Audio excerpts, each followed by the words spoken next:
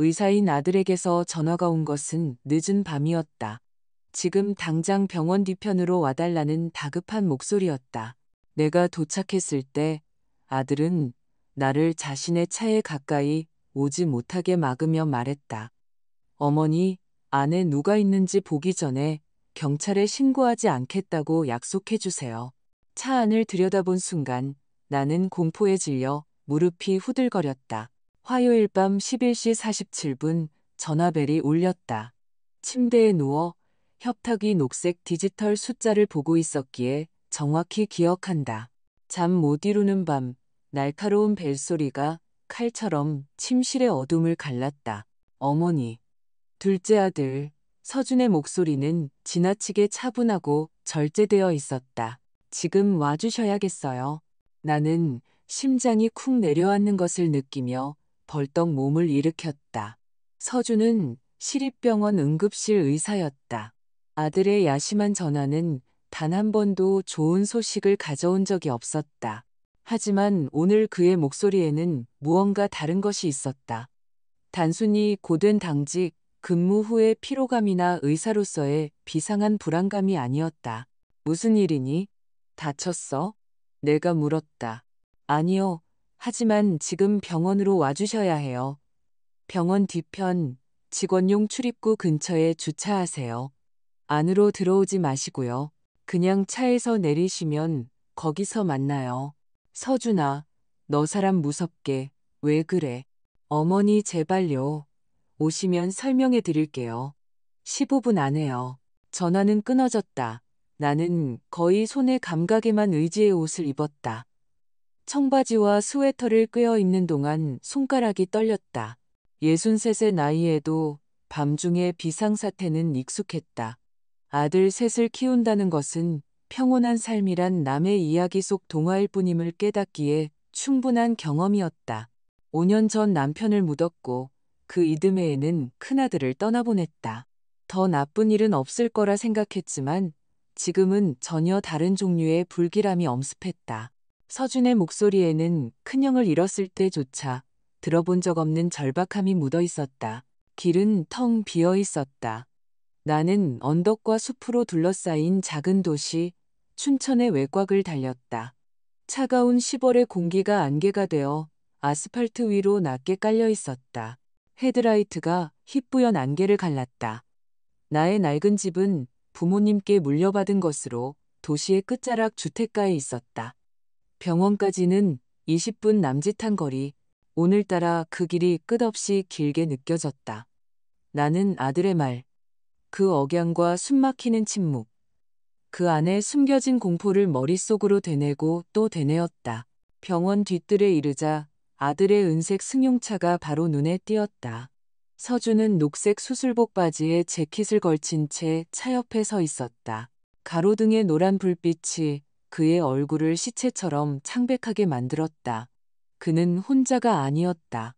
옆에는 어두운 재킷을 입은 키가 작은 흑발의 여자가 있었다. 처음 보는 얼굴이었다. 그녀는 마치 추격이라도 당하는 사람처럼 계속해서 주차장과 입구 쪽을 힐끔거렸다. 나는 차를 세우고 내려서 추위에 팔짱을 꼈다. 서준아, 무슨 일이야? 아들은 즉시 내게 다가와 자신의 차 뒷문을 가로막듯 섰다. 마치 방패처럼. 나는 핏발이 서고 오랫동안 깜빡이지 않은 듯 뻑뻑해 보이는 그의 눈을 보았다. 턱은 굳게 다물려 있었고 손가락은 미세하게 떨리고 있었다. 어머니, 가까이 오시기 전에 약속 하나만 해주세요. 목소리가 갈라졌다. 경찰에 신고하지 않겠다고요. 차가운 기운이 발끝에서부터 순식간에 온몸으로 퍼져나갔다. 무슨 소리니? 저 안에 누가 있는데? 나는 차를 가리켰다. 모르는 채로 약속할 순 없어. 어머니. 아들은 평소보다 세게 내 어깨를 붙잡았다. 그리고 나는 그의 뺨을 타고 흐르는 눈물을 보았다. 제발요. 모든 걸 알게 될 때까지는 경찰 부르지 마세요. 나는 그가 가장 힘든 상황에 처했을 때의 모습을 기억했다. 중환자실에서 환자를 살려냈을 때, 아버지의 장례식에서 꿋꿋하게 버텼을 때, 그리고 우리가 불에 탄 차 안에서 발견되었다고 들었던 형도윤과 그의 가족에게 마지막 인사를 건넬 때 돌처럼 굳어있던 모습을. 하지만 이런 모습은 처음이었다. 알았다. 나는 속삭였다. 약속할게. 아들은 옆으로 비켜섰다. 흑발의 여자가 차로 다가가 뒷문을 열었다. 그리고 나는 발밑에 땅이 꺼지는 듯한 광경을 목격했다. 뒷좌석에는 깡마르고 수척하며 생기 없는 눈을 한 내 큰아들 도윤이 앉아 있었다. 11개월 13일 전에 죽었던 바로 그 도윤이, 그의 옆에는 아내인 지연이가 있었다. 한때 긴 금발 머리를 가졌던 그녀는 이제 짧은 흑발이었고 10년은 늙어 보였다. 그들 사이에는 카시트의 벨트로 단단히 고정된 시우가 있었다. 벌써 2돌이 지난 내 손자. 동그랗게 뜬 눈은 겁에 질려 있었고 아무것도 이해하지 못하는 표정이었다. 세상이 기울어지는 것 같았다. 나는 쓰러지지 않으려고 서준의 소매를 꽉 붙잡았다. 아니야, 나는 숨을 내쉬었다. 이럴 순 없어. 이건, 어머니, 진짜예요. 서준은 이미 평정을 되찾은 거의 전문가다운 목소리로 말했다. 마치 위중한 환자를 대하듯 살아있어요. 제발 정신 차리세요. 진정할 수 있을 리가 없었다. 나는 가까이 다가갔다. 도윤이 나를 향해 눈을 들었다. 그 얼굴에는 내 자식의 모습과 함께 낯선 그림자가 드리워져 있었다. 너무 많은 것을 본 사람의 눈빛. 그의 눈에 나를 알아보는 기색이 스쳤지만 이내 다른 감정, 즉 수치심과 두려움이 그 자리를 대신했다. 너희 죽었다고 들었는데. 목소리가 떨렸다. 차, 다리, 화재, 관은 봉인되어 있었고 우린 그렇게 믿었어. 도윤은 노인처럼 조심스럽게 차에서 내렸다. 38배 나이였지만 그의 걸음걸이는 이른 노인 같았다. 어머니, 제가 죄인입니다. 그가 조용히 말했다. 제가 정말 큰 죄를 지었습니다. 나는 달려가 그를 껴안고 그가 살아있고 따뜻하다는 것을 확인하고 싶었다. 하지만 그는 마치 나를 막으려는 듯 두 손을 들었다. 가까이 오지 마세요. 아직은요. 모든 걸 알기 전까지는요. 그 후에 저를 안아줄지 말지 결정하셔도 돼요. 네가 살아있잖니. 여기 서 있잖아. 다른 건 아무것도 중요하지 않아. 그렇지 않아요. 지연이가 낮고 쉰 목소리로 대답했다. 그녀는 차에서 내려 시우를 안아들었다. 어머님, 모든 게 다 중요해요. 저희가 한 모든 일, 일어났던 모든 일이요. 이제 그 일들이 어머님의 목숨까지 위협할 수 있어요. 흑발의 여자가 앞으로 나섰다. 여기서 이러고 있으면 안 돼요. 병원 앞에서 눈에 띄는 건 위험해요. 누구시죠? 내가 물었다. 저는 간호사 윤소희입니다. 몇 시간 전 이분들이 응급실로 실려왔을 때 제가 근무 중이었어요. 박서준 선생님이 저를 불러서 도와달라고 하셨고요. 나는 그녀를 보며 상황을 이해하려 했었다. 죽은 사람들이라면 왜 병원에 온 걸까? 왜 하필 지금? 형이 많이 아파요. 서준이 대답했다. 정말 위독해요. 더는 참을 수가 없었던 거예요. 하지만 공식적으로 병원에 올 수는 없었어요. 두려웠던 거죠. 그제야 나는 도윤의 모습을 제대로 볼 수 있었다. 황달기가 있는 피부, 푹 꺼진 볼. 숨을 가쁘고 얕게 쉬고 있었다. 어디가 아픈 거니? 아직은 정확히 몰라요. 서준은 초조하게 얼굴을 쓸어내렸다. 하지만 간단한 병은 아니에요. 고열에 간, 폐.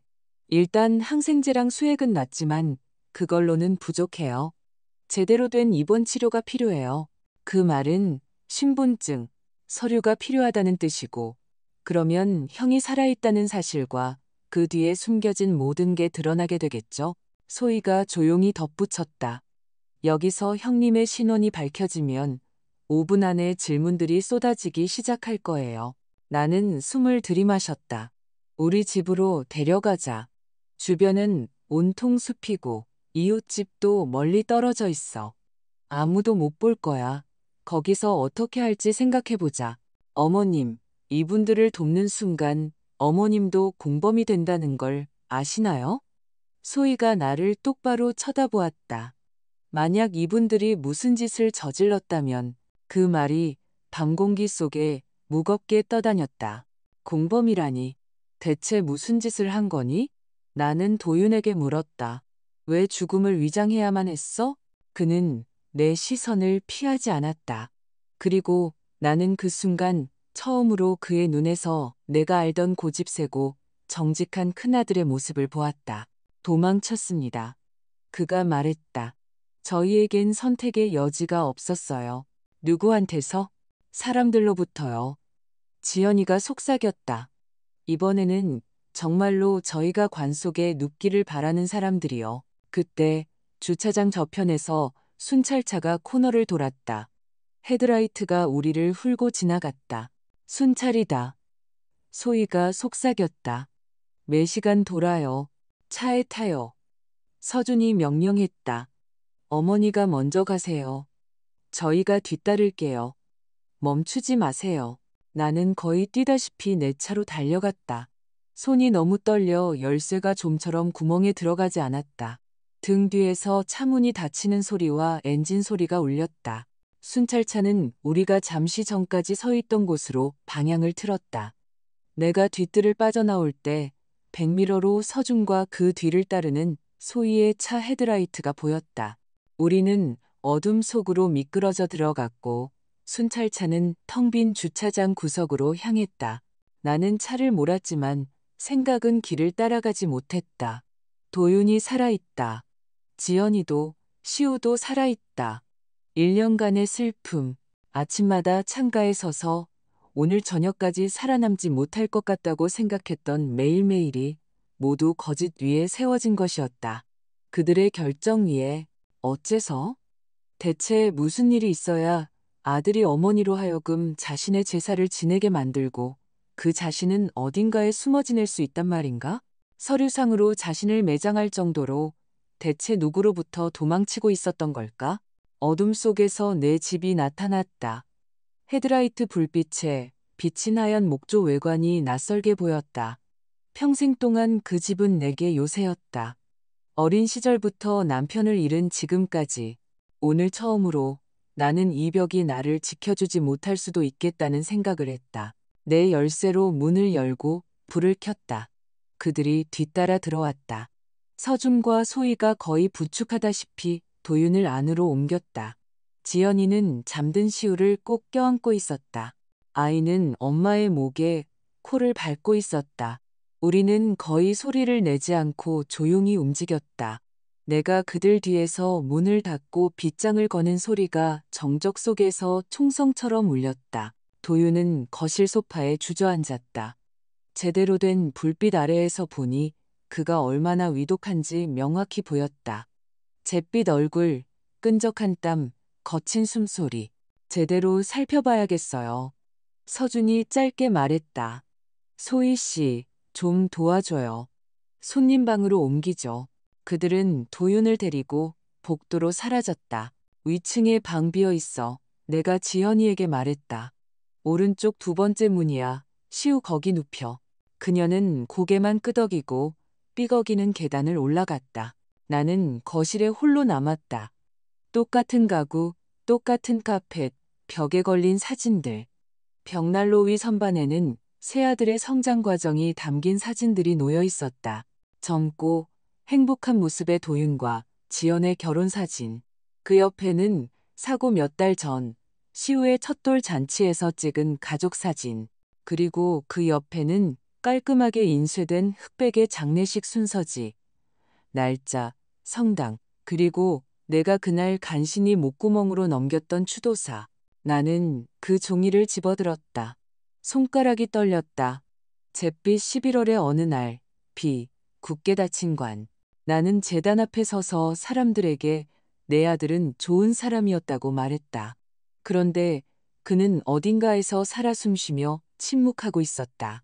그가 알았을까? 어머니가 자신을 위해 마지막 기도를 올리는 동안 그는 이미 서류를 숨기고 도망칠 계획을 세우고 있었다는 것을, 우리가 텅 빈 시우의 방을 보며 밤잠을 설치고 있었다는 것을 알았을까? 충격과 함께 다른 감정이 솟아올랐다. 둔탁하고 무겁고 뜨거운 분노. 그는 내가 내 인생에서 가장 끔찍한 한 해를 보내도록 내버려 두었다. 내가 자식을 잃었다고 믿게 만들었다. 도대체 왜? 복도에서 서준과 소희의 목소리가 들려왔다. 그들은 체온, 분석, 호흡에 대해 낮은 목소리로 상의하고 있었다. 위층에서는 지연이가 시우를 재우며 부르는 조용한 자장가 소리가 들려왔다. 나는 깨달았다. 그들이 숨겨왔던 모든 것, 그들이 도망쳐온 모든 것이 이제 그들을 따라 이 집으로 들어오리라는 것을. 악몽은 아직 끝나지 않았다. 이제 막 시작되었을 뿐이었다. 나는 무얼 해야 할지 몰라. 언제나처럼 머리가 마음을 따라가지 못할 때면 주전자를 올리고 커피를 끓이기 시작했다. 커피통, 숟가락, 물, 모든 것이 익숙하고 내 것이었지만 내 삶은 이미 낯선 것이 되어버렸다. 20분쯤 지나자 서준이 손님방에서 나왔다. 얼굴은 심각하고 지쳐 있었으며 입술은 굳게 다물려 있었다. 그 뒤로 소희가 서준의 검은 가방, 그가 가끔 위중한 환자의 집에 왕진 갈 때 들고 다니던 바로 그 가방을 들고 나왔다. 어때? 나는 대답이 두려웠지만 물었다. 안 좋아요, 어머니. 서준이 솔직하게 말했다. 체온이 40도에 육박하고 간은 부어있고 폐에서는 잡음이 들려요. 폐에 물이 찬 것 같아요. 혈압도 불안정하고요. 심각한 감염 증상 같아요. 게다가 오랫동안 신경과 약물에 의존해 살면 나타나는 간 손상도 심각하고요. 넌 의사잖니. 치료해. 그는 지친 듯 쓴웃음을 지었다. 전 평범한 병원의 응급실 의사일 뿐이에요. 집에서 할 수 있는 건 다 했어요. 수액, 해열제, 항생제. 하지만 이걸로는 부족해요. 형에게는 병원이 필요해요. 검사, 장비, 제대로 된 약물. 그런데 병원은 곧 신분증, 서류, 전산망을 의미하죠. 그리고 그 전산망의 형은 사망자로 기록되어 있을 거고요. 그러면 모든 게 드러나겠죠. 소희가 가방을 테이블 위에 내려놓았다. 제가 병원에서 몰래 조금씩 가져올 수는 있어요. 수액 세트, 약, 소모품 같은 것들이요. 하지만 그게 최선이에요. 만약 더 심각한 장비나 중환자실이 필요해지면 우린 끝장이에요. 나는 그녀를 더 자세히 쳐다보았다. 그런데 당신은 왜요? 나는 직설적으로 물었다. 우리를 알지도 못하잖아요. 당신 인생 직장이 있는데 왜 내 되살아난 아들 때문에 위험을 감수하죠? 소희는 머그잔을 두 손으로 감싸쥐고 손가락을 녹였다. 그녀의 눈은 침착했다. 형님이 응급실로 실려왔을 때 이미 숨을 겨우 쉬고 있었어요. 서준 선생님이 달려와서 형님 얼굴을 봤을 때 저는 산 사람에게서 그런 표정을 거의 본 적이 없어요. 당신의 아들, 그리고 제 동료의 얼굴에서요. 그때 한 가지를 깨달았어요. 사람이 공식적인 도움을 그토록 두려워한다면 그건 단순히 신용불량 때문이 아니라는 걸요. 그건 정상적인 사람들이라면 반대할 만한 무언가가 있다는 뜻이죠. 그녀는 살짝 미소 지었다. 그리고 저는 이해숙 어머님, 시스템보다는 정상적인 사람들을 더 좋아하거든요. 나는 그 말을 믿고 싶었지만 마음이 편해지지는 않았다. 계단에서 지연이가 내려왔다. 이미 가발과 분장을 지운 그녀는 낡은 청바지에 늘어난 스웨터 차림이었고 눈은 텅 비어 있었다. 시우는 위층에서 자요. 받아주셔서 감사해요. 저희가 이렇게 나타나면 안 되는 거였는데 그녀가 조용히 말했다. 나타난 게 아니지. 나는 생각보다 차갑게 대꾸했다.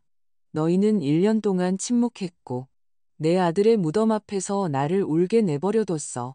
그러고는 이제 와서 한밤중에 들이닥쳐 우린 살아있으니 구해달라고 하는 거잖아. 그녀는 움찔했지만 시선을 피하지 않았다. 맞아요, 어머님. 화내실 자격 있으세요. 하지만 진실을 알 권리도 있으세요. 그럼 거기서부터 시작하자. 내가 말했다. 앉아서 말해봐. 지연이는 식탁에 앉아 떨리는 손을 마주 잡았다. 모든 건 도윤 씨 직장에서 시작됐어요. 태영제약에서 연구원으로 일했잖아요. 새로운 진통제 임상시험이었어요. 중독성도 없고 부작용도 거의 없다고 약속했대요. 하지만 실제로는 나는 속이 차갑게 식는 것을 느꼈다. 도윤이 그 일을 얼마나 자랑스러워했는지 알고 있었다. 우리 기술도 서양에 뒤지지 않아라고 말하곤 했다. 실제로는 심각한 부작용이 나타났어요. 지연이가 말을 이었다. 간, 신장, 경련. 사람들이 죽어나갔는데 보고서에는 관련 없음, 기저질환, 고령 같은 말들만 쓰였죠. 도윤 씨가 우연히 모든 게 솔직하게 기록된 원본 데이터를 보고 위에서 조작하고 있다는 걸 알게 된 거예요. 소희가 고개를 들었다. 그런 사망사고는 의무적으로 보고해야 해요. 그렇지 않으면 형사사건이 될 수 있어요. 도윤 씨가 원본 파일을 찾아냈어요. 지연이가 말했다.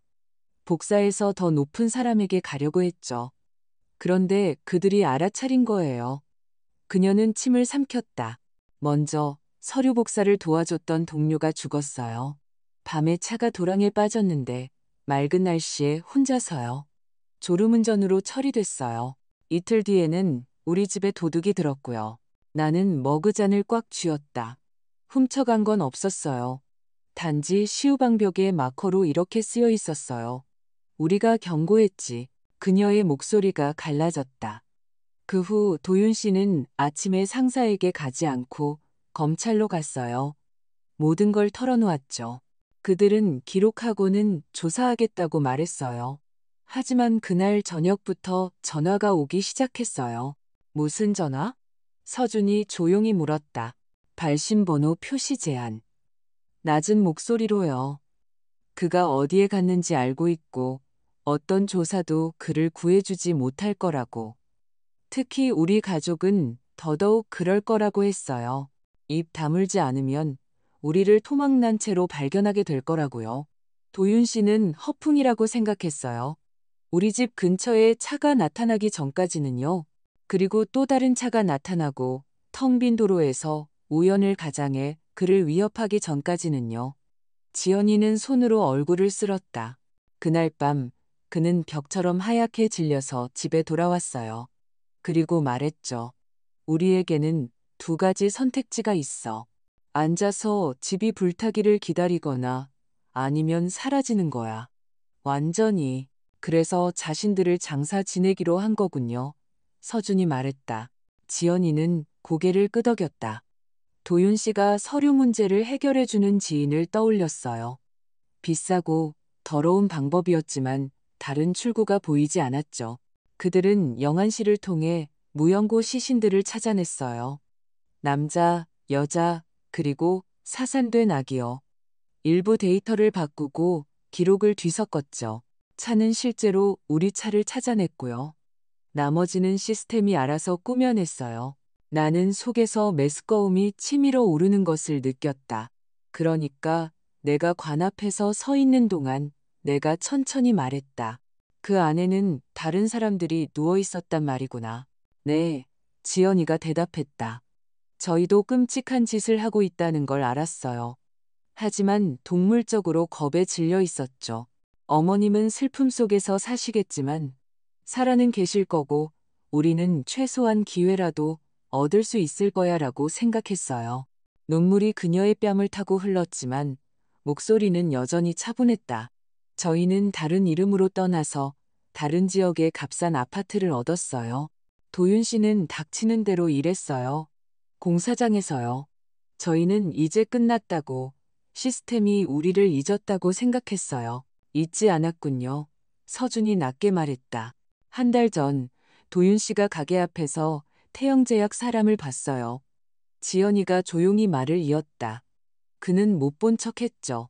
그리고 며칠 뒤 집에 돌아와 보니 집이 완벽하게 뒤져져 있었어요. 서류는 건드리지 않았고 가전제품도 그대로였지만 그는 알았죠. 전문가들이 다녀갔다는 걸요.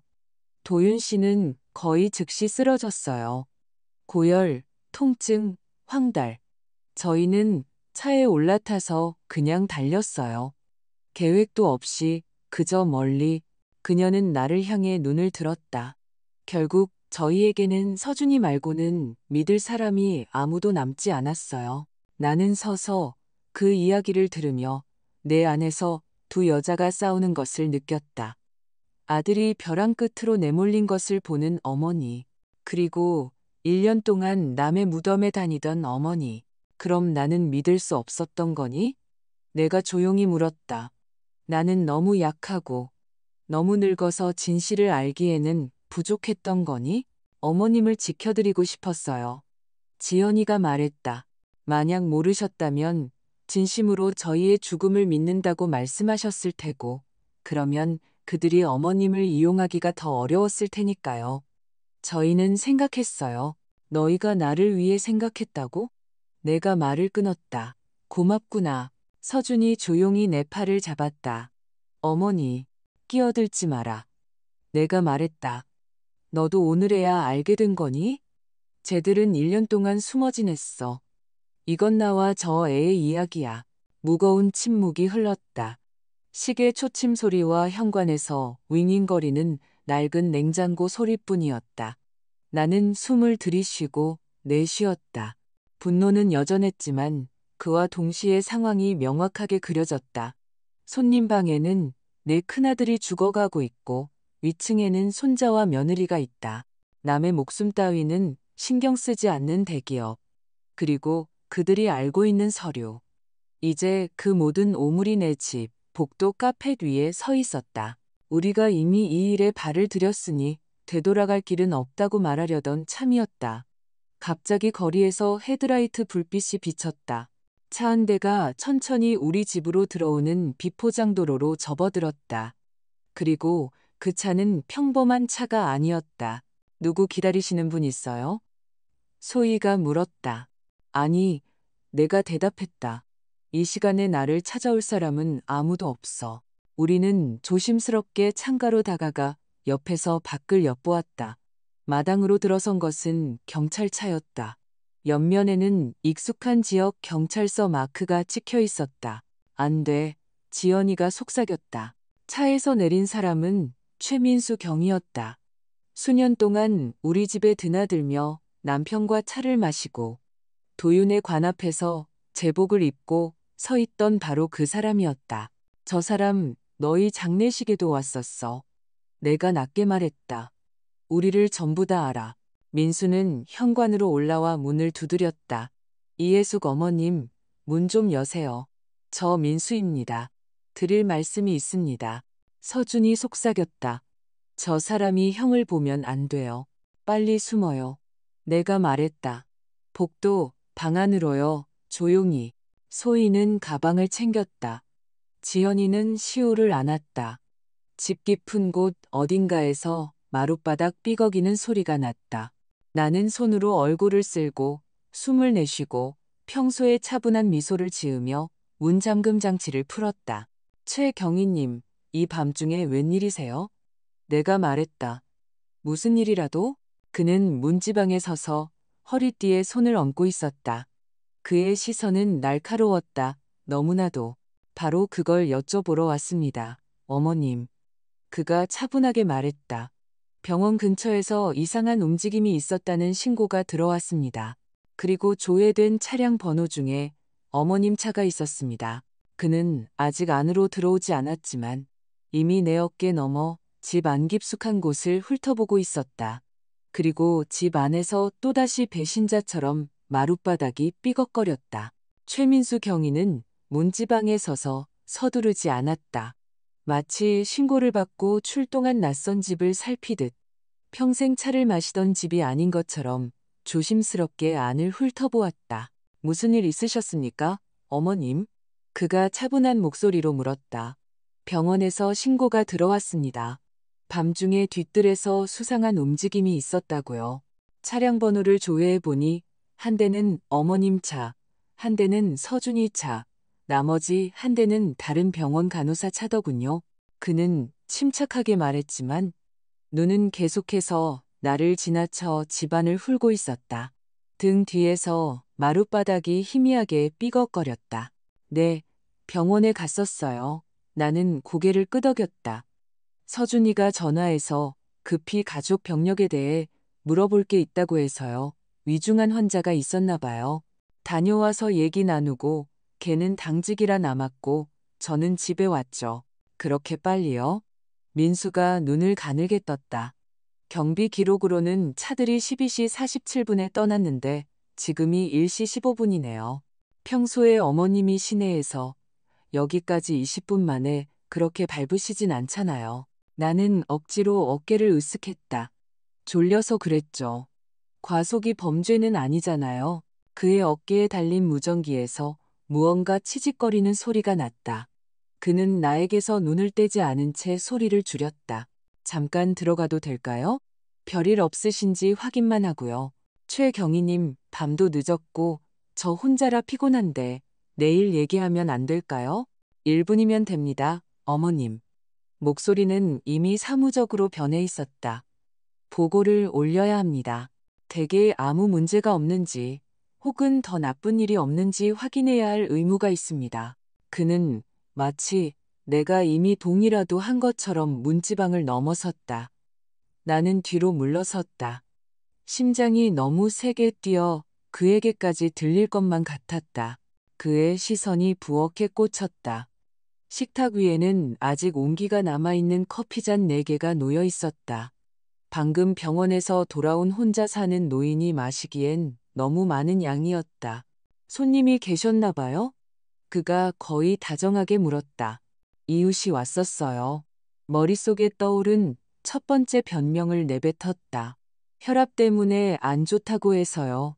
서준이가 전화로 어떻게 하라고 알려줘서 제가 좀 도와줬죠. 새벽 1시 30분의 말입니까? 그는 불신을 숨기려 하지도 않았다. 그분은 어디 가셨고요? 방금 갔어요. 집 깊은 곳에서 또다시 마룻바닥이 삐걱거렸다. 이번에는 더 크게. 민수는 소리가 난 쪽으로 즉시 몸을 돌렸다. 누구 있습니까? 날카롭게. 아무도 없어요. 나는 너무 빨리 대답했다. 그는 무전기로 손을 내렸다. 자, 어머님. 이제는 완전히 건조한 목소리였다. 제가 어머님을 존경하지만 지금 저에게 거짓말을 하고 계십니다. 그리고 저는 수상한 활동과 병원 뒷문을 통해 누군가를 빼돌렸을 가능성에 대한 신고를 받았습니다. 저는 확인해야만 합니다. 비켜주십시오. 민수 씨, 이러지 마. 그는 이미 버튼을 누르고 있었다. 12번, 교신. 이 여사 주소지 도착, 의심 정황 있어 지원 요청. 바로 그 순간 복도에서 도윤이 나타났다. 그는 더 이상 다리가 몸을 지탱하지 못하는 사람처럼 걸어나와 벽에 손을 짚었다. 얼굴은 하얗고 눈은 열기로 번들거렸다. 그는 제복을 보고는 손으로 얼굴을 가리려다 비틀거리며 벽을 따라 그대로 주저앉았다. 민수는 얼어붙었다가 이내 권총집으로 손을 뻗었다. 움직이지 마. 모두 꼼짝 마. 서준이 손님방에서 뛰쳐나왔다. 쏘지 마요. 아픈 사람이에요. 안 보여요? 민수는 도윤의 얼굴을 쳐다보았다. 오랫동안 마치 뇌가 2개의 이미지를 연결하기를 거부하는 것처럼. 이건 그가 겨우 입을 열었다. 이럴 수가 없어. 그는 내가 직접 내 아들이다. 내가 그와 도윤 사이에 서며 말했다. 보다시피 도윤이는 살아있어. 무전기가 다시 살아났다. 관제실에서 지원 요청을 확인하고 있었다. 민수는 이를 악문 채 서 있었고 손가락은 권총 손잡이 위에 얹혀 있었다. 그는 도윤의 장례식을 지켜봤고 사고 현장에서 근무했으며 사건 종결 서류를 직접 내게 가져다 주었다. 그런데 지금 그 망자가 내 집 바닥에 뜨거운 숨을 몰아쉬며 쓰러져 있었다. 12번 지원 요청 확인 바람. 무전기에서 소리가 새어나왔다. 나는 한 걸음 더 다가갔다. 민수 씨, 나를 봐. 그가 나를 보았다. 지금 지원팀이 들이닥치면 내가 조용히 말했다. 모든 게 끝나. 우리뿐만 아니라 저 아이도, 자네도, 그리고 이 모든 일을 꾸민 그 사람들도. 자네도 알잖아. 이건 단순한 술주정이나 마약 거래가 아니야. 이건 뭔가 다른, 아주 더러운 일이라고. 그는 침묵했다. 취소해. 내가 말했다. 3분만 줘. 내가 다 설명할게. 그 후에 내 손에 수갑을 채우고 싶으면 그렇게 해. 하지만 먼저 저 무전기부터 꺼. 그는 몇 초 더 나를 쳐다보더니 버튼을 눌렀다. 12번 5인 신고. 독거노인 자택 응급 상황. 위협 없음. 지원 불필요. 수신 완료라는 응답이 들려왔다. 그는 무전기에서 손을 떼고 무겁게 숨을 내쉬었다. 고마워할 것 없습니다. 그가 중얼거렸다. 이제 제게 빚지신 겁니다. 모든 걸요. 우리는 그를 거실에 앉혔다. 도윤은 손님방에 누워 있었고 소희가 그를 돌봤다. 지연이와 시우는 다른 방에서 조용히 있었다. 민수는 앉지 않고 서 있었. 시선은 여전히 날카로웠다. 시작하시죠. 그가 말했다. 아름다운 동화는 빼고요. 대체 무슨 일입니까? 제가 장사 지낸 사람이 어떻게 어머님 댁 소파에 누워 있는 거죠?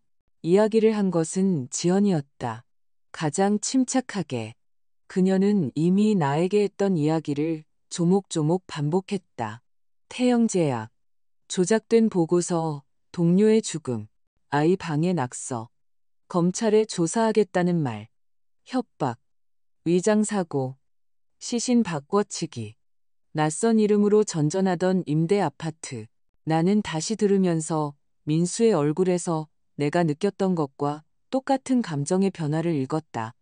처음에는 거부감, 그 다음에는 의심, 그리고 불쾌한 깨달음. 당신들이 지금 무슨 일에 발을 들인 건지 알기나 합니까? 그녀가 말을 마치자 그가 지친 듯 물었다. 이건 동네 파출소 순경이 뇌물받은 수준이 아니에요.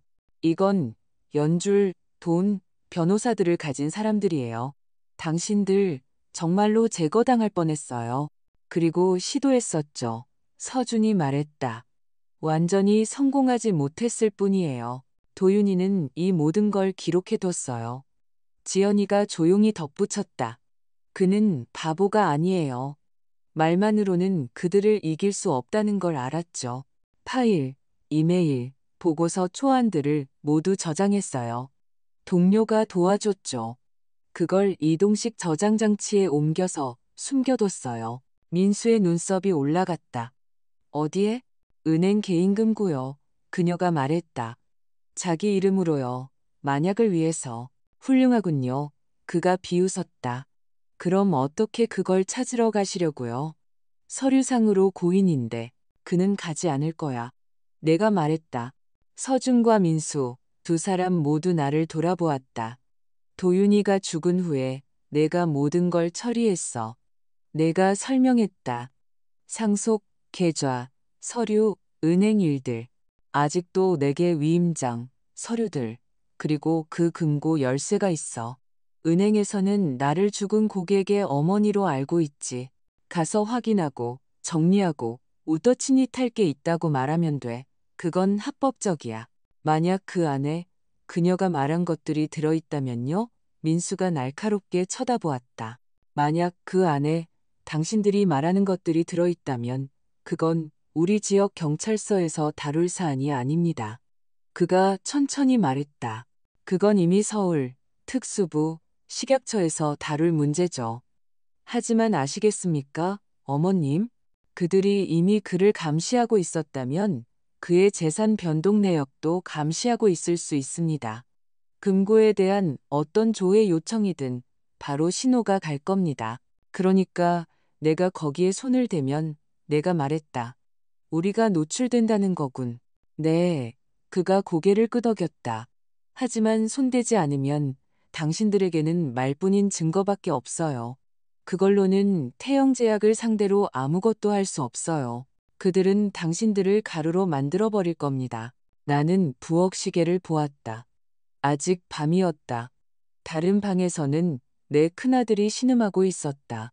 위층에서는 1년 동안 죽은 사람으로 기록된 시우가 자고 있었다.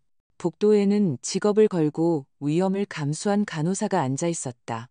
그리고 내 앞에는 방금 우리를 위해 무전으로 거짓말을 한 제복 입은 남자가 서 있었다. 내가 그냥 떠나서 아무것도 못 본 척하기를 바라십니까? 민수가 물었다. 자네가 우리에게 기회를 주길 바라네. 내가 대답했다.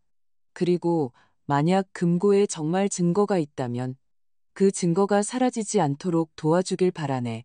조용히 서류함에 묻히는 게 아니라 세상 밖으로 나올 수 있도록. 그는 이 말을 문질렀다. 저는 이 지역의 평범한 팀장일 뿐입니다. 어머님. 그가 건조하게 말했다. 대출금도 있고 애들도 있어요. 저는 영화 주인공이 아닙니다. 나도 주인공이 아니야. 내가 말했다. 나는 텃밭이나 가꾸는 늙은이지. 하지만 내 아들이 진실을 파헤쳤다는 이유로 40도 열에 시달리며 누워있어. 나는 1년 동안 남의 무덤에 다녔고, 그리고 지금 나에게는 선택지가 있어. 다시 한번 눈을 감거나, 아니면 마침내 눈을 뜨거나. 침묵이 흘렀다. 민수는 창가로 다가가 마당을 살피며 다른 사람이 없는지 확인했다. 그 서류들을 손에 넣는다고 칩시다. 그가 돌아보지 않고 말했다. 그걸 들고 누구에게 가실 겁니까? 정보를 유출했던 바로 그 사무실로요? 태영제약이 모든 사람을 이름까지 다 아는 바로 그 기관들로요? 한 곳이 아니라 내가 말했다. 여러 곳에 동시에 감찰, 검찰, 그리고 언론에 그들이 손쓸 틈도 없이. 그가 돌아섰다. 기자라면 한 명 있어요. 서준이 끼어들었다. 송하윤 기자. 예전에 제약회사 비리를 취재한 적이 있어요. 겁이 없는 사람이에요. 민수가 한숨을 쉬었다. 만약 이게 사실이라면 그가 말했다. 그들은 이미 당신들을 감시하고 있을 겁니다. 당신의 집을, 그리고 은행은 확실히요. 그렇다면 더 지체할 수 없겠군. 내가 차분하게 대답했다. 그는 이미 다른 눈으로 나를 보고 있었다. 파이나 굽던 이해숙 여사가 아니라 끝까지 갈 작정을 한 사람으로. 저는 이 대화를 듣지 않은 겁니다. 마침내 민수가 말했다. 제 보고서에는 5인 신고로 기록될 겁니다. 집주인은 혼자 있었고 혈압 문제, 커피, 소란 피워, 죄송합니다. 그게 전부입니다. 고맙네. 내가 말했다. 고마워하기엔 이릅니다. 그가 잘라 말했다. 당신이 금고를 건드리는 순간 그들은 변호사, 서류, 회사의 이익을 내세워 공식적으로 당신을 찾아올 수 있습니다. 그리고 당신이 모든 걸 넘겨주려는 사람들이 제때 도착할 수 있을지는 장담 못합니다. 그는 모자를 집어들고 문으로 향했다. 문지방에서 그는 멈춰 섰다. 다시 한번 생각해 보세요, 어머님. 그가 조용히 말했다. 때로는 살아남는 것이 증명하는 것보다 중요하고 때로는 그 반대죠. 내가 대답했다. 그는 오랫동안 나를 쳐다보다가 혼잣말처럼 고개를 끄덕이고는 어둠 속으로 사라졌다. 나는 문을 잠그고 그 문에 등을 기댔다. 손님 방에는 열에 들뜬 아들이, 겁에 질린 며느리와 어린 손자가, 선을 넘어버린 간호사가, 그리고 방금 자신의 평온한 공직 생활에 종지부를 찍은 정직한 경찰관 한 명이 있었다. 그리고 어딘가 대형 은행의 금고에는 이 모든 죽음의 기계를 움직이게 한 서류들이 잠들어 있었다. 나는 죽은 아들에 대한 다른 기념품들과 함께 작은 상자에 보관되어 있던 금고 열쇠를 보았다. 아침이 되면 나는 그곳으로 갈 작정이었다. 단지 우리는 아직 몰랐다. 우리 집에 가장 먼저 도착할 것이 법이 아니라 법 위에 군림하는데 익숙한 자들이라는 것을. 최민수 경위가 떠난 후 집은 너무나 고요해졌다. 소희는 손님방 문 앞 복도에 앉아 수액을 살폈다. 서준은 도윤에게 들락거렸다. 지연이는 위층에서 시우 곁을 지켰다.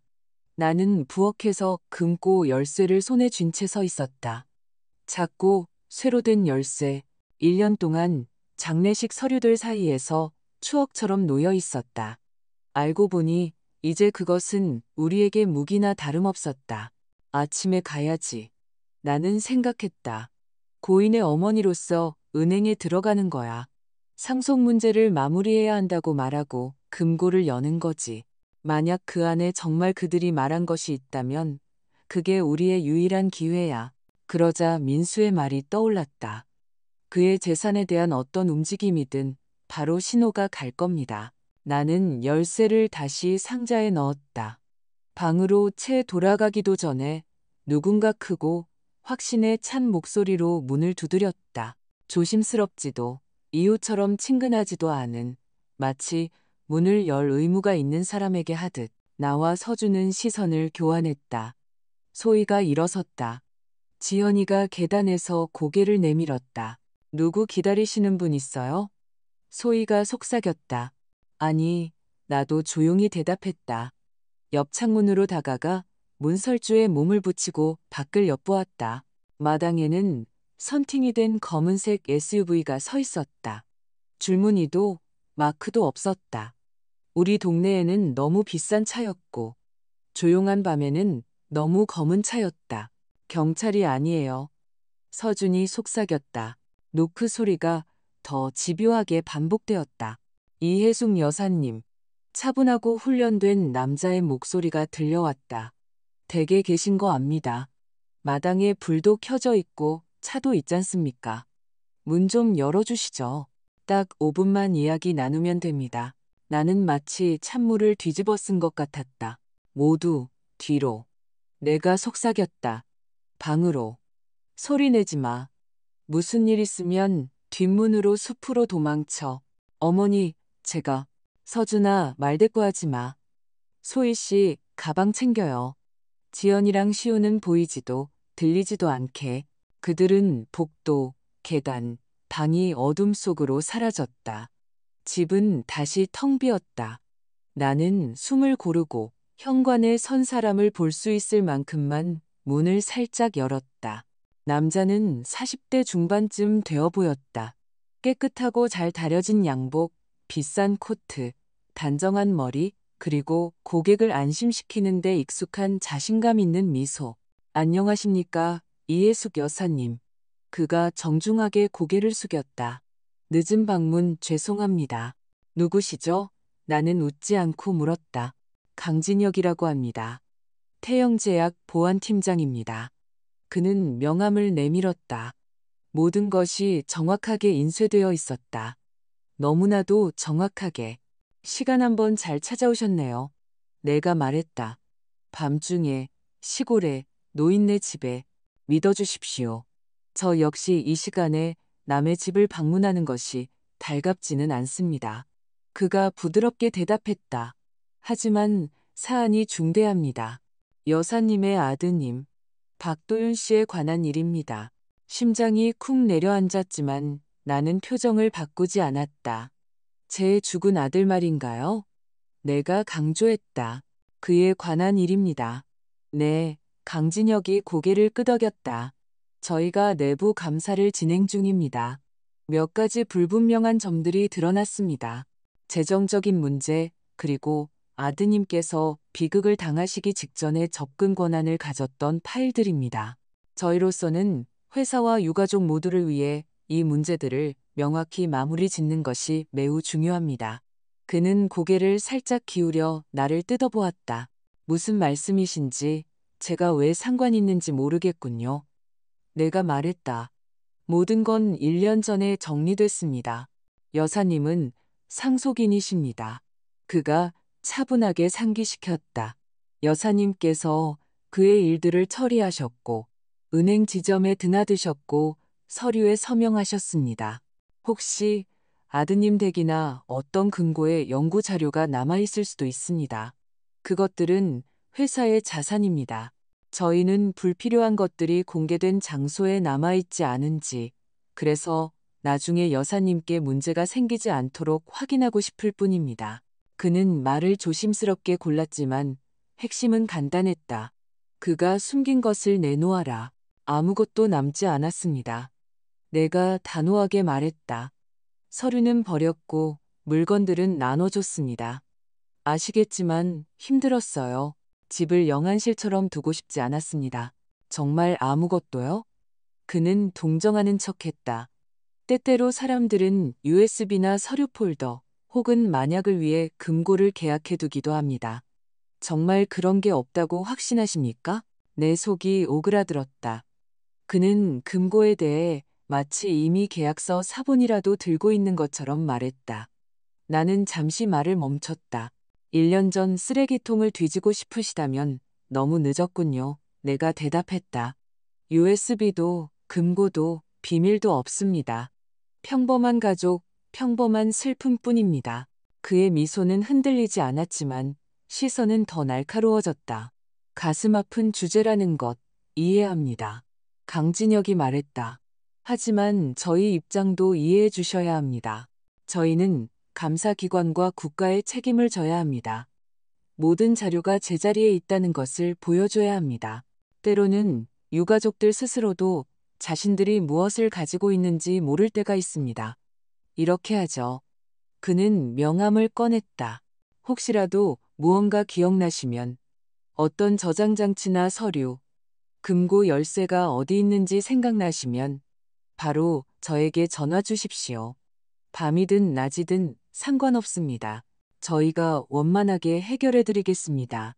태영제약은 언제나 직원들의 가족을 보살핍니다. 그들이 떠난 후에도요. 그들이 떠난 후에도라는 말이 너무나 차갑게 들렸다. 기억해 두겠습니다. 내가 말했다. 그리고 한 가지 더. 그가 마치 지나가는 말처럼 덧붙였다. 아드님 물건들을 나눠주셨다고 하셨는데 구체적으로 어디에 주셨습니까? 자선단체, 창고 같은 곳이요. 저희가 그곳에서도 불필요한 것이 남지 않았는지 확인할 수 있도록요. 거짓말이 저절로 나왔다. 시내에 있는 복지재단 창고예요. 내가 말했다. 거기서는 닥치는 대로 다 받아서 분류도 없이 보관해요. 이미 오래전 일이고요. 그렇군요. 그가 고개를 끄덕였다. 알겠습니다. 확인해 보겠습니다.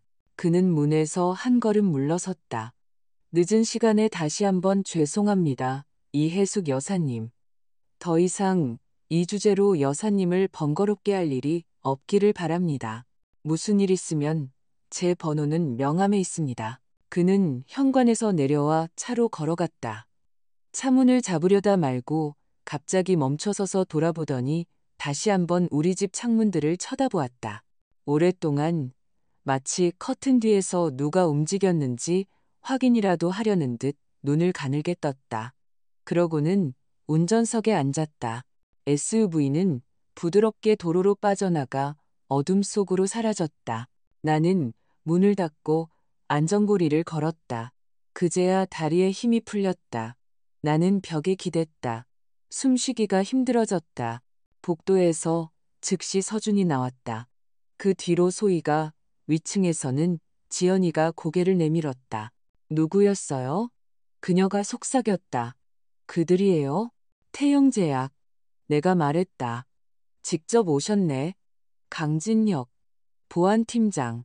혹시 내가 우연히 남의 서류를 가지고 있지는 않은지 정중하게 확인하러 왔고 특히 금고에 대해 물었어. 그렇게 직접적으로 말했다고요? 소희가 미간을 찌푸렸다. 때로는 유가족들이 금고에 대해 모를 때도 있다고. 거의 그대로 전했어.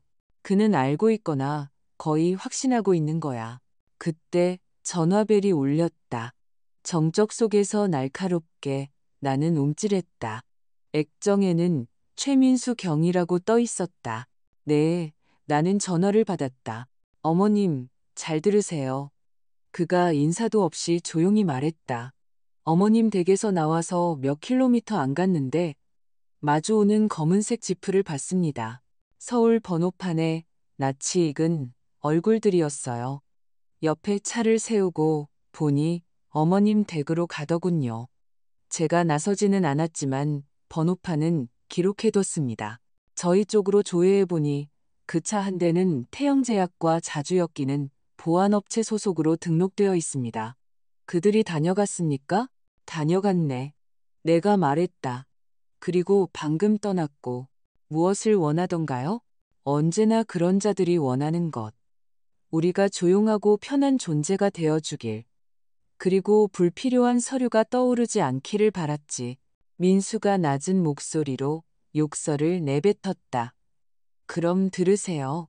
만약 도윤 씨가 정말 그들에게 불리한 무언가를 가지고 있다면 그들은 그걸 직감하고 집뿐만 아니라 모든 계좌, 금고, 거래 내역을 감시하고 있을 겁니다. 거기에 접근하려는 어떤 시도든 바로 경보가 울릴 겁니다. 조심하시고 은행에 당신 이름으로 가기 전에 다시 한번 생각해 보세요. 생각할 시간이 없네. 내가 말했다. 하지만 고마워. 나는 전화를 끊었다. 서준은 말없이 나를 쳐다보고 있었다. 어머니, 그냥 은행에 가실 수는 없어요. 그가 말했다. 그들이 어머니를 기다리고 있을 거예요.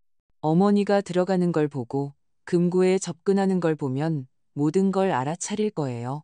거기에는 CCTV 기록부가 다 있어요. 1분이면 알아챌 거예요. 그렇다면 그들이 나를 내가 아닌 다른 사람으로 보게 만들어야지. 내가 차분하게 대답했다. 혹은 그들이 알아차리더라도 이미 늦었을 때가 되게 만들거나. 소희가 머리카락을 쓸어 넘겼다. 이건 이제 산책이 아니에요. 그녀가 말했다. 이건 서류 위조, 그리고 비행기도 우연히 추락하게 만들 수 있는 사람들을 상대로 하는 게임이에요.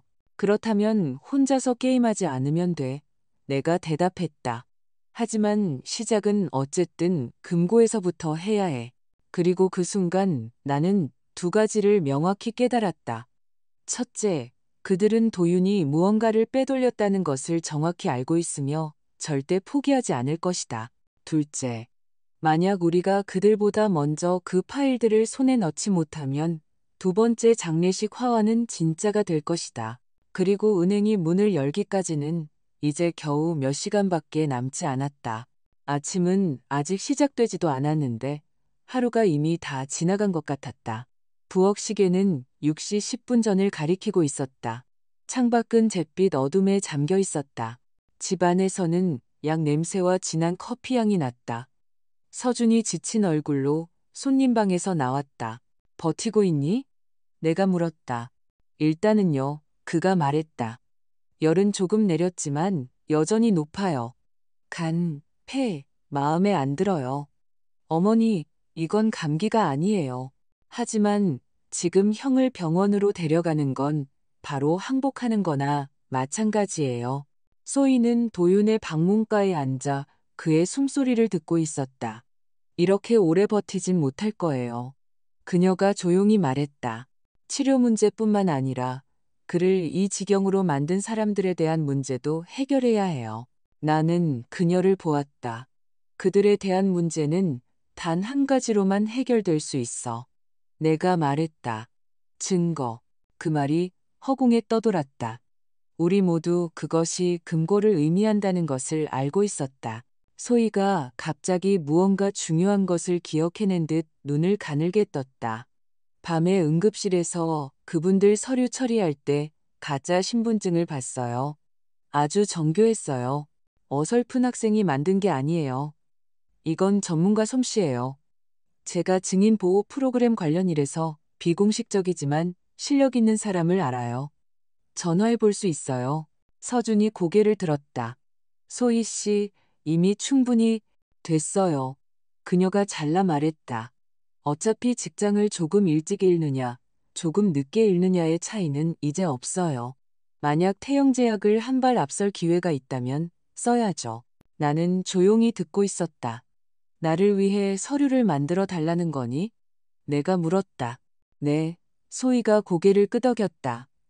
어머니로서가 아니라 가령 여동생으로서요. 다른 사람인 척 은행에 들어가서 금고에 접근할 권한을 가질 수 있도록요. 공동 명의자로 당신을 넣고 전산망에 있는 데이터에 맞춰 위조하는 거죠. 솜씨가 좋으면 검사를 통과할 수 있어요. 그건 범죄야. 서준이 어둡게 말했다. 우리가 이 밤 동안 하고 있는 모든 게 이미 범죄야. 내가 대답했다. 단지 무엇을 위한 범죄냐가 문제지. 나는 일어섰다. 얼마나 드는데? 최소 300에서 400만 원은 할 거예요. 소희가 말했다. 싸게 일하는 사람이 아니지만 그의 신분증은 검사를 통과했어요. 제가 봤어요. 돈은 있어. 내가 말했다. 만약을 위해 모아둔 돈이야. 아무래도 그 만약이 바로 오늘 온 것 같네. 테이블 위에서 전화가 진동했다. 최민수 경위. 네, 내가 받았다. 간단하게 말하겠습니다. 그가 말했다. 그 차량 번호에 대해 위에서 이미 문의가 들어오고 있습니다. 그리고 네, 그 검은색 지프는 공식적으로 태영제약과 일하는 것을 좋아하는 보안업체 소속입니다. 그들은 단순히 방문한 게 아니라 당신들을 표적으로 삼은 겁니다. 오늘 바보 같은 짓 하지 마세요. 어떤 움직임이든 현미경으로 들여다보고 있을 겁니다. 알았네. 내가 말했다. 고마워. 전화를 끊었다. 그렇다면 더더욱 빨리 움직여야겠군. 내가 말했다. 소희 씨, 그 사람에게 전화해. 단, 우리가 끌어들인 게 티나지 않게. 30분 후, 우리는 이미 길 위에 있었다. 소희가 내 차를 몰았고 나는 옆자리에 앉았다. 가방에는 돈이 들어 있었다. 집 뒤편 숲에는 지연이와 시우, 그리고 누워있는 도윤이 남아 있었다. 서준은 그들과 함께 남았. 낯선 사람이 나타나면 영웅 행세하지 말고 숲으로 피하라는 명확한 지시와 함께 도시는 아직 잠들어 있었다. 우리는 시외로 빠져나와 고속도로에 올랐다. 안개가 띠처럼 깔려 있었고 화물차들이 오른쪽 차선으로 느리게 기어가고 있었다. 소희는 너무 빠르지도 너무 느리지도 않게 속도를 유지했다. 정말 괜찮으시겠어요? 그녀가 길에서 눈을 떼지 않고 물었다. 아니, 내가 솔직하게 대답했다. 하지만 내 아들이 죽어가고 있어. 내 둘째 아들도 위험에 처해 있고, 그리고 밤중에 과부집에 찾아와 남는 USB가 없냐고 묻는 사람들이 있어. 그러니 선택의 여지가 별로 없지. 인쇄소는 시장 뒤편의 낡은 공단 건물에 있었다. 회색 5층 건물, 벗겨진 벽. 1층에는 광고물 제작, 인쇄, 복사라는 간판이 걸려 있었다. 우리는 옆문으로 들어갔다. 토너 냄새, 먼지, 그리고 싸구려 커피 냄새가 났다. 우리를 맞이한 남자는 손목까지 문신이 있고 침착한 눈을 한 30대 중반이었다. 소희 씨, 그가 고개를 끄덕였다. 오랜만이네, 오빠. 그녀가 말했다. 이분은 이해숙 어머님. 서류가 필요하대. 오늘 아주 급하게. 그는 미소 없이 나를 유심히 쳐다보았다. 무슨 부탁을 하는 건지 알고 계십니까? 그가 물었다. 알고 있습니다. 내가 말했다. 은행에서 내가 아들 금고에 접근할 공식적인 권리가 있는 친척이라고 믿게 만들어야 해요. 전산조회에서 걸리지 않도록요. 그게 전부입니다. 그는 고개를 끄덕였다. 이름은? 여동생. 내가 재빨리 대답했다. 박민서, 막내. 다른 도시에 살았다고 하죠. 그는 카메라를 꺼냈다. 벽에 서세요. 찰칵. 5분 만에 내 얼굴은 이미 모니터 위낯선 양식에 들어가 있었다. 그는 인쇄하고 붙이고 코팅했다. 움직임은 빠르고 정확했다. 1시간 후 그는 내 앞에 완성된 신분증을 내려놓았다. 전산 조회는 문제없이 통과될 겁니다. 제가 손 좀 봐뒀으니까요. 하지만 기억하세요. 이런 건 오래가지 못합니다. 덜 드러낼수록 좋습니다. 나는 돈을 세어주었다. 고맙습니다. 그리고 그가 내 손을 잡으며 말했다. 만약 정말 심각한 놈들이 당신을 쫓는 거라면 은행에 혼자 가지 마시고 주변을 잘 살피세요. 이런 이야기는 서류만으로 끝나는 경우가 드물거든요. 밖은 이미 환했다. 우리는 차에 탔다. 내 전화가 진동했다. 서준이었다. 어머니. 목소리가 긴장되어 있었다. 집 앞에 흰색 승합차가 서 있어요. 마크도 없는 차요. 벌써 1시간째예요. 나오지도 않고 그냥 앉아만 있어요.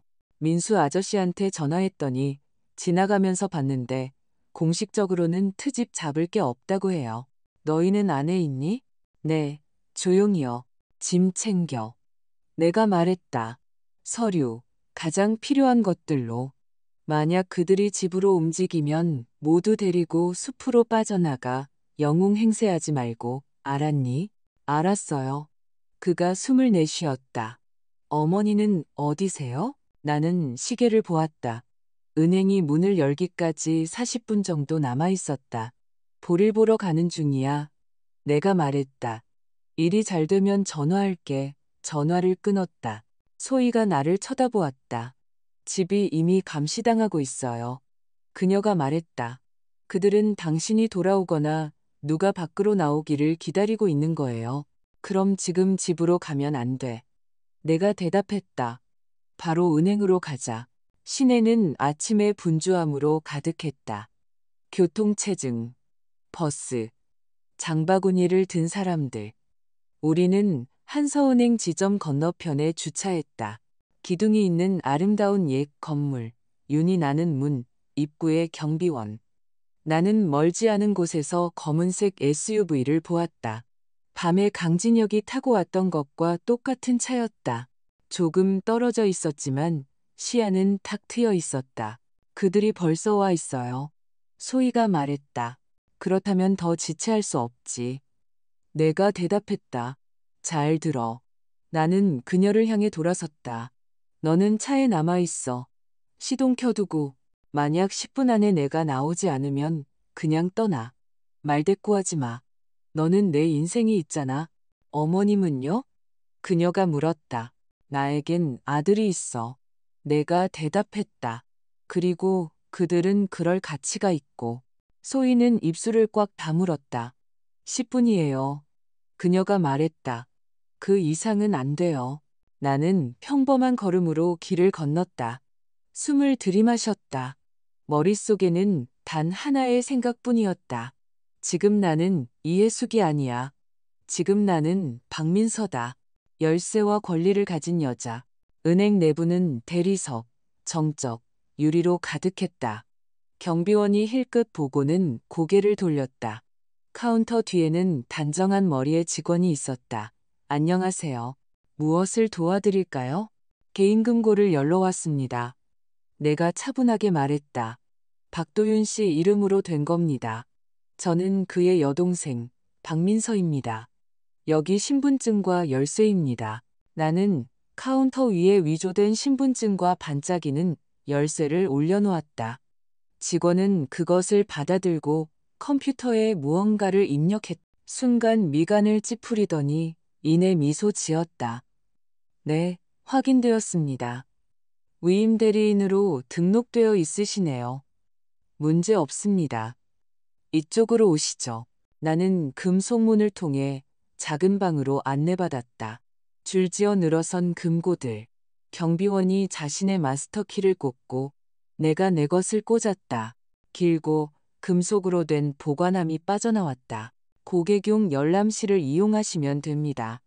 그가 정중하게 말하고는 나를 혼자 남겨두었다. 나는 작은 방으로 들어갔다. 테이블, 의자, 텅 빈 벽. 보관함을 열었다. 안에는 서류 뭉치, 봉투, 그리고 날짜가 적힌 작은 USB 3개가 들어있었다. 나는 즉시 도윤의 필체를 알아보았다. 모든 것이 체계적으로 정리되어 있었다. 손이 떨렸지만 나는 빠르게 움직였다. 서류를 하나씩 꺼내 휴대폰으로 모든 페이지를 촬영했다. 실제 부작용이 기록된 보고서들, 간 수치 변화표, 상사들 사이에 오고 간 이메일들. 이 사례들은 수정하고 표현을 완화할 것. 내부 메모, 리스크는 감수할 만함. 시장 가치가 충분함. USB에는 파일 목록과 이름이 적혀 있었다. 나는 USB 2개를 주머니에 쑤셔 넣고 하나는 마치 중요한 것처럼 금고 안에 잘 보이게 남겨두었다. 무언가 빠졌다는 사실이 눈에 띄지 않도록. 서류 일부를 보관함에 다시 넣고 닫고 금고를 제자리에 밀어 넣었다. 심장이 터질 듯이 뛰었다. 시간은 흐르고 있었다. 휴대폰이 진동했다. 소희였다. 양복 입은 남자 2명이 은행으로 들어왔어요. 경비원한테 누가 금고에 갔는지 묻고 있어요. 차 한 대가 더 가까이 왔어요. 나는 열람실에서 나왔다. 카운터 직원이 이미 나를 향해 오고 있었다. 그 뒤에는 두 남자가 있었다. 한 명은 비싼 양복을 입은 고통스러울 정도로 낯익은 얼굴, 강진혁이었다. 다른 한 명은 어깨가 더 넓고 시선이 차가웠다. 박민서 씨? 직원이 정중하게 물었다. 네, 내가 말했다. 강진혁이 미소 지었다. 아니면 역시 이해숙 여사님이십니까? 더 이상 정중하지 않은 조용한 목소리였다. 나는 속이 오그라드는 것을 느꼈지만 얼굴은 떨리지 않았다. 당신들이 누군데 저에게 그렇게 말씀하시죠? 내가 물었다. 저는 당신들을 부른 적이 없습니다. 저희는 사기 가능성에 대해 대화하고 있습니다. 그가 부드럽게 말했다. 허위 정보, 저희 전 직원의 금고에서 탈취한 기업 정보에 대한 접근, 이건 심각한 문제입니다. 하지만 저희는 모든 것을 조용히 해결하고 싶습니다. 이쪽으로 와서 이야기하시죠. 다른 남자가 내가 나갈 길을 막도록 섰다. 은행 안에서 증인들 앞에서 저를 협박하시는 겁니까? 내가 더 큰 목소리로 차분하게 물었다. 경비원 앞에서요? 흥미로운 방식이군요. 드라마 찍지 마시죠. 강진혁이 쉿소리를 냈다. 그냥 금고에서 가져온 것을 돌려주시면 저희는 당신을 여기서 본 일을 잊겠습니다. 당신에게는 다른 아들도 하나 있죠. 의사. 그 친구 직장에 불미스러운 일이 생기면 안타까울 텐데요. 눈앞이 캄캄해졌다. 바로 그 순간 은행 문이 열리고 제복을 입은 최민수 경위가 들어왔다.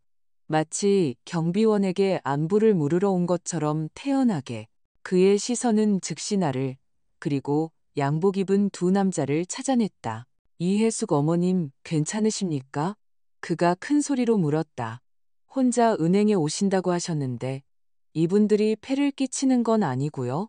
이분들이 저를 데리고 가서 이야기하자고 하시네요. 나도 똑같이 큰 소리로 대답했다. 사기 운운하면서 제 아들을 들먹이면서요. 홀 안이 아주 조용해졌다. 민수의 말투는 즉시 바뀌었다. 여러분, 저는 시경 소속 최민수 경위입니다. 그가 말했다. 이 시민에게 불만이 있다면 경찰서에서 공식적으로 진술하십시오. 지금 당장 이분에게서 떨어지십시오. 당신이 상관할 일이 아니오. 다른 남자가 차갑게 대답했다. 이건 기업 내부 문제요. 시민이 협박을 당하고 있다고 말하는 순간부터 이건 제 일입니다. 민수가 차분하게 말했다. 여기로 지원팀을 부를 수도 있습니다. 누가 누구를 끌고 가려는지 여기서 한번 따져볼까요? 강진혁은 미소 지었지만 눈은 검게 변해 있었다. 쇼는 그만두시죠. 그가 말했다. 우리는 다시 만나게 될 겁니다. 이해숙 여사님, 부디 다음번에는 검사 앞에서 뵙기를 간절히 바랍니다. 내가 대답했다. 그의 뺨이 살짝 경련을 일으켰다. 그는 돌아섰다. 그들은 들어왔을 때처럼 매끄럽게 사라졌다. 민수는 그들이 가는 것을 눈으로 쫓다가 내게 조용히 말했다. 빨리 여기서 나가시죠. 우리는 은행을 나왔다. 소희가 길 건너편에서 벽처럼 하얗게 질린 채 기다리고 있었다. 그들이 따라 붙었어요. 그녀가 숨을 내쉬었다. 알고 있습니다. 민수가 말했다. 하지만 사람들 앞에서는 이를 버리지 못했죠. 이해숙 어머님, 솔직히 말씀해 주세요. 그 안에 있던 것, 그럴 만한 가치가 있었습니까? 나는 두 개의 USB가 들어있는 주머니에 손을 얹었다. 그들이 잠 못 이루게 만들기에는 충분할 겁니다. 내가 말했다. 하지만 그들도 이제 제가 빈손이 아니라는 걸 알았을 거예요. 민수가 고개를 끄덕였다. 그럼 잘 들으세요. 그가 말했다. 이 서류들을 들고 한 군데만 가서는 안 됩니다. 우리 쪽에도 정보가 셉니다. 여러 곳에 동시에 가야 해요. 공무원들뿐만 아니라 파고들 줄 아는 기자들이 필요합니다. 그런 사람 있어요. 내가 대답했다. 송하윤 기자. 기억하시죠? 그가 헛웃음을 쳤다. 기억하죠. 제약시장 절반의 눈엣가시 같은 사람이죠. 좋은 선택입니다. 단, 서두르세요. 그들이 양복이 아니라 영장을 들고 당신을 찾아오기 전까지 길어야 하루입니다. 우리에게는 하루도 없어요. 내가 말했다. 검은색 SUV가 천천히 도로변에서 움직여 우리를 따라오기 시작하는 것을 보며 그들은 이미 등 뒤에서 숨 쉬고 있어요. 소희가 가속 페달을 밟았다. 태영제약의 차가 뒤따라 방향을 틀었다. 그리고 나는 깨달았다. 파일을 가져온 것은 시작에 불과했다. 이제부터 진짜 사냥이 시작될 것이었다. 은행을 빠져나오자 공기가 더 무겁게 느껴지는 듯했다. 소희는 말없이 운전했다. 나는 가방을 꼭 쥔 채 옆자리에 앉아 있었다. 백미러에는 익숙한 검은색 SUV가 따라붙고 있었다. 떨어지지 않아요. 그녀가 조용히 말했다. 보고 있어. 내가 대답했다. 집중 말고 공단 쪽으로 가. 은행에서 헤어지기 전 민수는 나는 이걸 보지 못했습니다. 보고서에는 평범한 방문으로 기록될 겁니다. 하지만 어머님, 그들은 이제 암시 따위로 장난치지 않을 겁니다. 당신의 모든 움직임이 신호입니다. 기자가 있다면 지금 전화하세요. 그리고 기억하세요. 제가 영원히 막아줄 수는 없습니다. 라고 말했다. 이제 그는 멀리 있었다. 우리 둘뿐이었다. 그리고 등 뒤에는 태영제약이 있었다. 소희는 중심가를 벗어나 낡은 공장지대 쪽으로 차를 몰았다. 인적이 드문 곳, 창고, 담벼락, 회색 벽들. 만약 여기서 잡히면 그녀가 말을 시작했다. 어차피 잡힐 거야. 내가 말했다. 세워. 네? 바로 여기. 지금. 그녀는 폐공장 옆에 차를 세웠다. 뒤따라오던 검은색 SUV도 즉시 멈춰섰다. 조금 더 뒤에서는 다른 차 한 대가 출구를 막았다. 차에 있어. 내가 말했다. 시동 끄지 말고. 어머님. 소희야. 만약 무슨 일이 생기면 그냥 밟아. 영웅 행세하지 마. 나는 차에서 내렸다. 5명이 우리를 향해 걸어오고 있었다. 맨 앞에는 강진혁, 그 옆에는 덩치 큰 남자. 뒤따르는 3명은 불필요한 움직임이 없었다. 사람들이 자신들을 두려워하는데 익숙한 자들이었다. 자, 이제 구경꾼도 없군요. 강진혁이 차분하게 말했다. 솔직하게 이야기할 수 있겠습니다. 저장장치는 어디 있습니까? 무슨 말씀이시죠? 내가 물었다. 저는 그저 오빠의 금고를 확인하러 왔을 뿐입니다. 제 시간을 낭비하지 마시죠. 그가 부드럽지만 강철 같은 목소리로 말했다. 당신은 금고에서 USB와 서류 사본들을 가져갔습니다. 그건 회사의 자산입니다. 우리가 모를 거라고 생각했습니까? 가짜 신분을 만들고 은행에서 연극을 벌이고 동네 경위까지 끌어들였더군요. 인상적이었습니다. 하지만 게임은 끝났습니다. 간단하게 갑시다. 덩치 큰 남자가 한 걸음 다가왔다. 지금 모든 걸 내놓으시거나 강진혁이 말을 이었다. 아니면 저희가 더 높은 분들을 동원할 겁니다. 당신의 박민서라는 가짜 신분이 드러나겠죠. 서류 위조, 사기, 회사에 대한 압박, 사망했다고 생각했던 인물들과의 공모. 당신은 형사처벌을 받고 덩달아 당신의 둘째 아들, 그 의사도 피해를 보게 될 겁니다. 감사, 위원회, 환자들의 불만 제기. 이건 길고 더러운 싸움이 될 겁니다. 그걸 원하십니까? 그는 조용히 말했지만 모든 단어가 신경을 찔렀다. 나는 일부러 시선을 내리고 손을 움켜쥐고 무너진 척했다. 우리 가족을 놔주실 건가요? 내가 물었다. 만약 내가 이걸 넘겨준다면요? 장난 없이 모든 걸 넘겨주신다면 그가 미소 지었다. 저희가 당신을 기억할 이유는 없을 겁니다. 저희에게 필요한 건 오직 저희 자료뿐입니다. 나는 가방에서 USB 하나를 꺼냈다. 금고 안에 잘 보이게 남겨두었던, 미리 미끼용으로 다른 주머니에 옮겨두었던 바로 그것이었다. 손가락이 떨리는 것처럼 보이도록 들고 있었다. 여기 금고에 있던 전부예요. 내가 말했다. 제가 끼어들 곳이 아니라는 걸 깨달았어요. 아무에게도 아무것도 보내지 않았어요. 이걸 가지고 저희를 그냥 내버려 두세요. 덩치 큰 남자가 다가와 USB를 받아갔다. 강진혁은 내 눈을 유심히 쳐다보았다. 사본은요? 휴대폰에 찍은 사진은? 그가 물었다. 백업 파일은요? 나는 내 휴대폰을 보여주었다. 지웠어요. 전부 다요. 저는 당신들 일에 관심 없어요. 제게는 살아있는 아들이 필요해요. 나는 일부러 목소리를 살짝 떨며 진실처럼 보이게 말했다. 그는 내 휴대폰을 받아들고 최근 활동 내역을 빠르게 훑었다. 거기에는 정말 아무것도 없었다. 나는 미리 중요한 것들을 다른 곳으로 옮기고 기록을 지워두었다. 영리한 분이시군요. 그가 말했다. 자, 이렇게 하죠. 당신은 지금 집으로 돌아가서 살던 대로 사십시오. 남의 일에 끼어들지 마시고요. 만약 다시 한번 시도하신다면 약속하건대 후회하게 만들어드리겠습니다. 그는 부하들에게 고갯짓했다. 가자. 그들은 마치 방금 정말로 문제를 해결한 것처럼 태연하게 차에 올라타 떠났다. 소희가 운전석에서 뛰쳐나와 내게 달려왔다. 지금 뭐 하시는 거예요? 그녀가 숨을 내쉬었다. 그들에게 모든 걸 줘버리다니요. 나는 안주머니에서 작은 USB 2개를 꺼냈다. 진짜였다. 소희는 눈을 깜빡였다. 언제나 비상구를 남겨둬라. 내가 말했다. 그리고 절대 모든 달걀을 한 바구니에 담지 마라. 이건 인터넷이 생기기도 전에 내 인생이 가르쳐 준 거야. 나는 휴대폰에서 다른 앱을 눌렀다. 강진혁이 은행에서 대화를 시작한 순간부터 이곳에서의 협박까지의 녹음 파일이었다. 선명한 음질.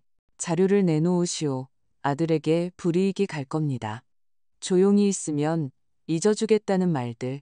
녹음하고 계셨어요? 소희는 신경질적이지만 안도하며 웃었다. 밤중에 과부 집에 찾아오는 사람들은 내가 말했다. 절대 자기들끼리만 들으라고 말하지 않아. 나도 마찬가지고. 나는 즉시 이메일을 열어 녹음 파일, 파일 목록, 간략한 설명을 첨부하고 오래전 만약을 위해 기록해 두었던 송하윤 기자의 주소를 입력했다. 다른 사람들이 게으름 피울 때 파고들기를 좋아했던 바로 그 기자. 제목, 긴급, 제약, 사망, 은폐. 우리에게는 두려워할 시간이 없다. 전송 완료. 내가 말했다. 지금 전화할 거야. 송 기자는 두 번째 신호음에 전화를 받았다. 송하윤입니다. 송 기자님, 안녕하세요. 이해숙입니다. 저를 기억 못하시겠지만 기억합니다. 그녀가 말을 끊었다. 연구원 아드님, 사고 이야기. 무슨 일이시죠? 태영제약이 임상시험 사망자를 은폐했다는 증거 파일과 제 가족을 협박하는 그들 보안팀의 음성 파일이 있습니다. 시간이 없습니다. 관심 있으십니까? 2시간 후에 제 변호사 사무실에서 뵙죠. 그녀가 즉시 말했다. 주소는 문자로 보내겠습니다. 모든 걸 가지고 오시고 다른 누구에게도 전화하지 마세요. 우리는 그녀의 법률사무소가 있는 도시까지 붐비는 거리와 CCTV, 사람들을 지나 긴 경로를 통해 이동했다. 소희는 운전대를 잡고 나는 휴대폰과 USB를 들고 있었다. 송 기자는 우리를 회의실에서 맞았다. 40대 초반, 짧은 머리, 단정한 셔츠. 그리고 놀라기에는 너무 많은 더러운 것을 보았지만 아직 분노하는 법을 잊지 않은 사람의 눈빛. 그녀 옆에는 안경을 쓴 백발의 변호사가 있었다. 보여주시죠. 서두 없이 송 기자가 말했다. 나는 USB를 놓고 녹음 파일을 틀었다. 변호사는 데이터를 분석했다. 그는 메타데이터를 확인하고 서류를 검토했다. 송 기자는 노트북으로 파일들을 훑어보았다. 그녀의 얼굴에는 파일을 읽어내려갈수록 집중된 분노가 서렸다. 이걸로 충분합니다. 마침내 그녀가 말했다. 표현을 바꾸라는 직접적인 지시. 누락된 사망자 통계. 만약 이게 다른 자료들과 교차 검증되면 그들은 빠져나갈 수 없을 겁니다. 변호사가 고개를 끄덕였다. 심각한 사안입니다. 그가 말했다. 제대로 터뜨리면 형사사건이 될 수 있습니다. 저는 제대로 터뜨리는 것들 원하지 않아요. 내가 말했다. 저는 그들이 제 아들을 사냥하는 것을 멈추고 그들의 약 때문에 죽은 사람들의 가족들이 진실을 알게 되기를 원해요. 그건 같은 말입니다. 송 기자가 건조하게 대답했다. 저희는 이 이야기가 여러 곳에서 동시에 터지도록 할 겁니다. 신문, 인터넷, 방송 몇 군데, 그리고 동시에 감찰과 검찰에도 사본을 보낼 겁니다. 동시에 타격하면 숨기기 어려울 겁니다. 하지만 모든 걸 확인할 시간이 필요합니다. 얼마나요? 내가 물었다. 최대 사흘입니다. 그녀가 말했다. 이것도 매우 빠른 거지만 더 줄일 수는 없습니다. 전문가 코멘트. 독립적인 출처를 통한 확인이 필요해요. 그렇지 않으면 그들 변호사들에게 우리가 당할 겁니다. 소희가 조용히 물었다. 그럼 그 사흘 동안 저희는 뭘로 숨쉬고 있죠? 송 기자가 나를 보았다. 가족들은 어디에 있습니까? 집에요. 감시당하고 있어요. 내가 솔직하게 말했다. 도윤이는 위독하고 지연이는 아이와 함께 있어요. 서준이 혼자고요. 송 기자는 얼굴을 찌푸렸다. 그건 좋지 않군요. 일단 피신할 수 있는 사람들의 연락처를 드리겠습니다. 하지만 지금 당장 눈에 띄지 마세요. 만약 그들이 당신이 증거를 가지고 있고 보도 전에 언론과 접촉했다는 사실을 알게 되면 아주 거칠게 나올 수 있습니다. 전화가 다시 진동했다. 나는 받았다. 서준이었다. 목소리가 갈라져 있었다. 어머니, 집에 사람들이 왔어요. 승합차가 아니에요. 차 세대, 서류를 든 사람들이에요. 태영제약의 고소에 따른 압수수색이라고 해요. 도윤 형을 찾고 있어요. 형이 살아있다는 정보가 있대요. 이미 집안에 들어왔어요. 눈앞이 흐려졌다. 너희는 어디야? 아내요. 시간을 끌고 있어요. 소희 씨가 뒷문으로 숲으로 가라고 전화로 소리쳤는데 이미 차 한 대를 집 뒤에 세워뒀어요. 송 기자와 소희가 나를 쳐다보고 있었다. 잘 들어. 내가 말했다. 지연이, 시우, 도윤 형 데리고 챙길 수 있는 건 다 챙겨. 약, 서류, 배낭에 담아서 손님방 창문으로 나가서 숲으로. 북쪽으로 난 작은 길 따라가면 고속도로 옆에 낡은 목조 다리 나오지? 기억나? 기억나요? 2시간 후에 내가 거기 있을 거야. 만약 내가 없으면 기다리지 마. 계속 서울 쪽으로 가. 내가 송 기자님 연락처 줄게. 그분들이 너희를 만나줄 거야. 어머니는요? 나는 내가 알아서 할게. 수화기 너머로 침묵이 흘렀다. 그들이 벌써 창고문을 부수려고 해요. 서준이 말했다. 시간이 별로 없어요. 그럼 대화하는데 시간 낭비하지 마. 내가 말했다. 움직여. 나는 전화를 끊었다. 송 기자는 천천히 숨을 내쉬었다. 결국 공식적으로 움직이기 시작했군요. 그녀가 말했다. 서류와 정당성을 앞세워서 생각보다 빠르네요. 그들은 찾는 게 아니에요. 소희가 말했다. 굴에서 몰아내고 있는 거예요. 나는 일어섰다. 제가 그들을 다리로 유인해야 해요. 내가 말했다. 그리고 꼬리를 달고 가지 않아야 하고요. 송 기자는 나를 똑바로 쳐다보았다. 혜숙 씨, 이해하셔야 합니다. 지금 당신은 그냥 엄마가 아니에요. 핵심 증인입니다. 만약 그들이 당신을 제거하면 이 모든 것은 출처 불명의 의심스러운 파일이 되어버릴 겁니다. 그렇기 때문에 더더욱 여기 앉아 있을 수 없어요. 내가 대답했다. 40도 열에 시달리는 내 아들이 지금 창문으로 기어나가고 있는데 벽 너머에는 그들이 돈으로 산 영장을 든 사람들이 있어요. 나는 가방을 들고 파일 사본이 이미 송 기자와 그녀의 변호사에게 전송되었는지 확인하고 그녀가 준 2개의 예비 주소로 녹음 파일을 다시 한번 전송했다. 만약 저에게 무슨 일이 생기면 내가 말했다.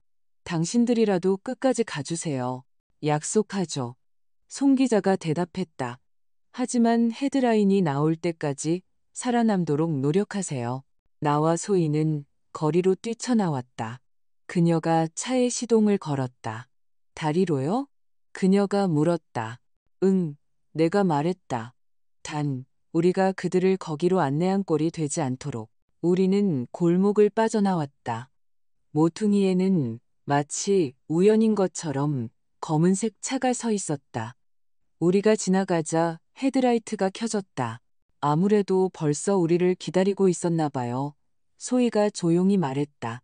그리고 나는 깨달았다. 이 경주는 속도가 아니라 누가 내 아픈 아들에게 먼저 도착하느냐의 문제라는 것을. 뒤따르는 차는 마치 자석처럼 붙어 있었다.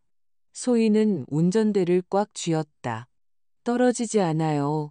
그녀가 말했다. 곧 떨어질 거야. 내가 대답하며 휴대폰을 꺼냈다. 민수 씨가 필요해. 그는 거의 즉시 받았다. 최경희, 나야. 은행에서부터 꼬리가 붙었어. 검은색 지프랑 다른 차 한 대. 집으로 안 가고 다리 쪽으로 가고 있어. 저들을 좀 막아줄 수 있겠나? 짧은 침묵. 시장 쪽 우회도로로 가세요. 교차로 통해서요. 알았네. 그가 말했다. 무리하지 마시고요. 만약 제가 생각하는 그놈들이라면 서류 검문하는 척기를 말겠습니다. 우리는 순환도로로 진입했다. 꼬리는 바로 뒤에 있었다. 다음 출구에서 경찰차가 나타났다. 나는 민수의 차 실루엣을 알아보았다. 그는 검은색 지프 앞으로 차선을 변경하고 경광등을 켜고 갓길로 그들을 멈춰 세웠다. 됐어요. 소희가 조용히 말했다. 한 놈 해결. 두 번째 차도 뒤따라 속도를 줄였다. 우리는 그 순간 이미 고속도로 쪽으로 방향을 튼 후였다. 고맙네. 내가 수화기에 대고 말했다. 올해는 못 붙잡습니다.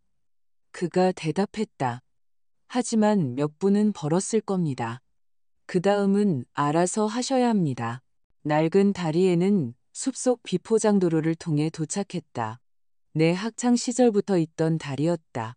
나무로 만들어져 낡고 닳았고 여름에는 걸어서 건널 수 있는 작은 개울 위에 놓여 있었다.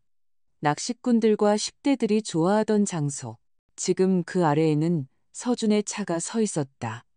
그가 우리를 맞으러 나왔다. 얼굴은 잿빛이었다. 도윤이는? 내가 물었다. 뒷좌석에요. 서준이 말했다. 어머니, 형 상태가 아주 안 좋아요. 나는 차 뒤로 돌아갔다. 도윤은 좌석에 기댄 채 누워 있었다. 안전벨트는 잘려 있었고 비를 맞은 것처럼 온몸이 젖어 있었다. 입술은 하얗고 눈은 뜨고 있었지만 초점이 맞지 않았다. 지연이가 옆에 앉아 있었고 시우는 그녀의 품에 안겨 조용했다. 단지 주먹만 꽉 쥐고 있었다. 서류를 들고 집에 들이닥쳤어요. 서준이 빠르게 말했다. 압수수색 확인 도윤 형이 살아있다는 정보가 있다고 하면서요. 온 집안을 뒤졌어요. 제가 시간을 끄는 동안 소희 씨가 전화로 창문으로 나가라고 소리쳤죠. 저희는 형을 손님방을 통해 숲으로 빼냈어요. 차 한 대가 집 뒤를 막으려고 했지만 우리가 더 빨랐어요. 그는 숨을 내쉬었다. 그들은 바보가 아니에요, 어머니.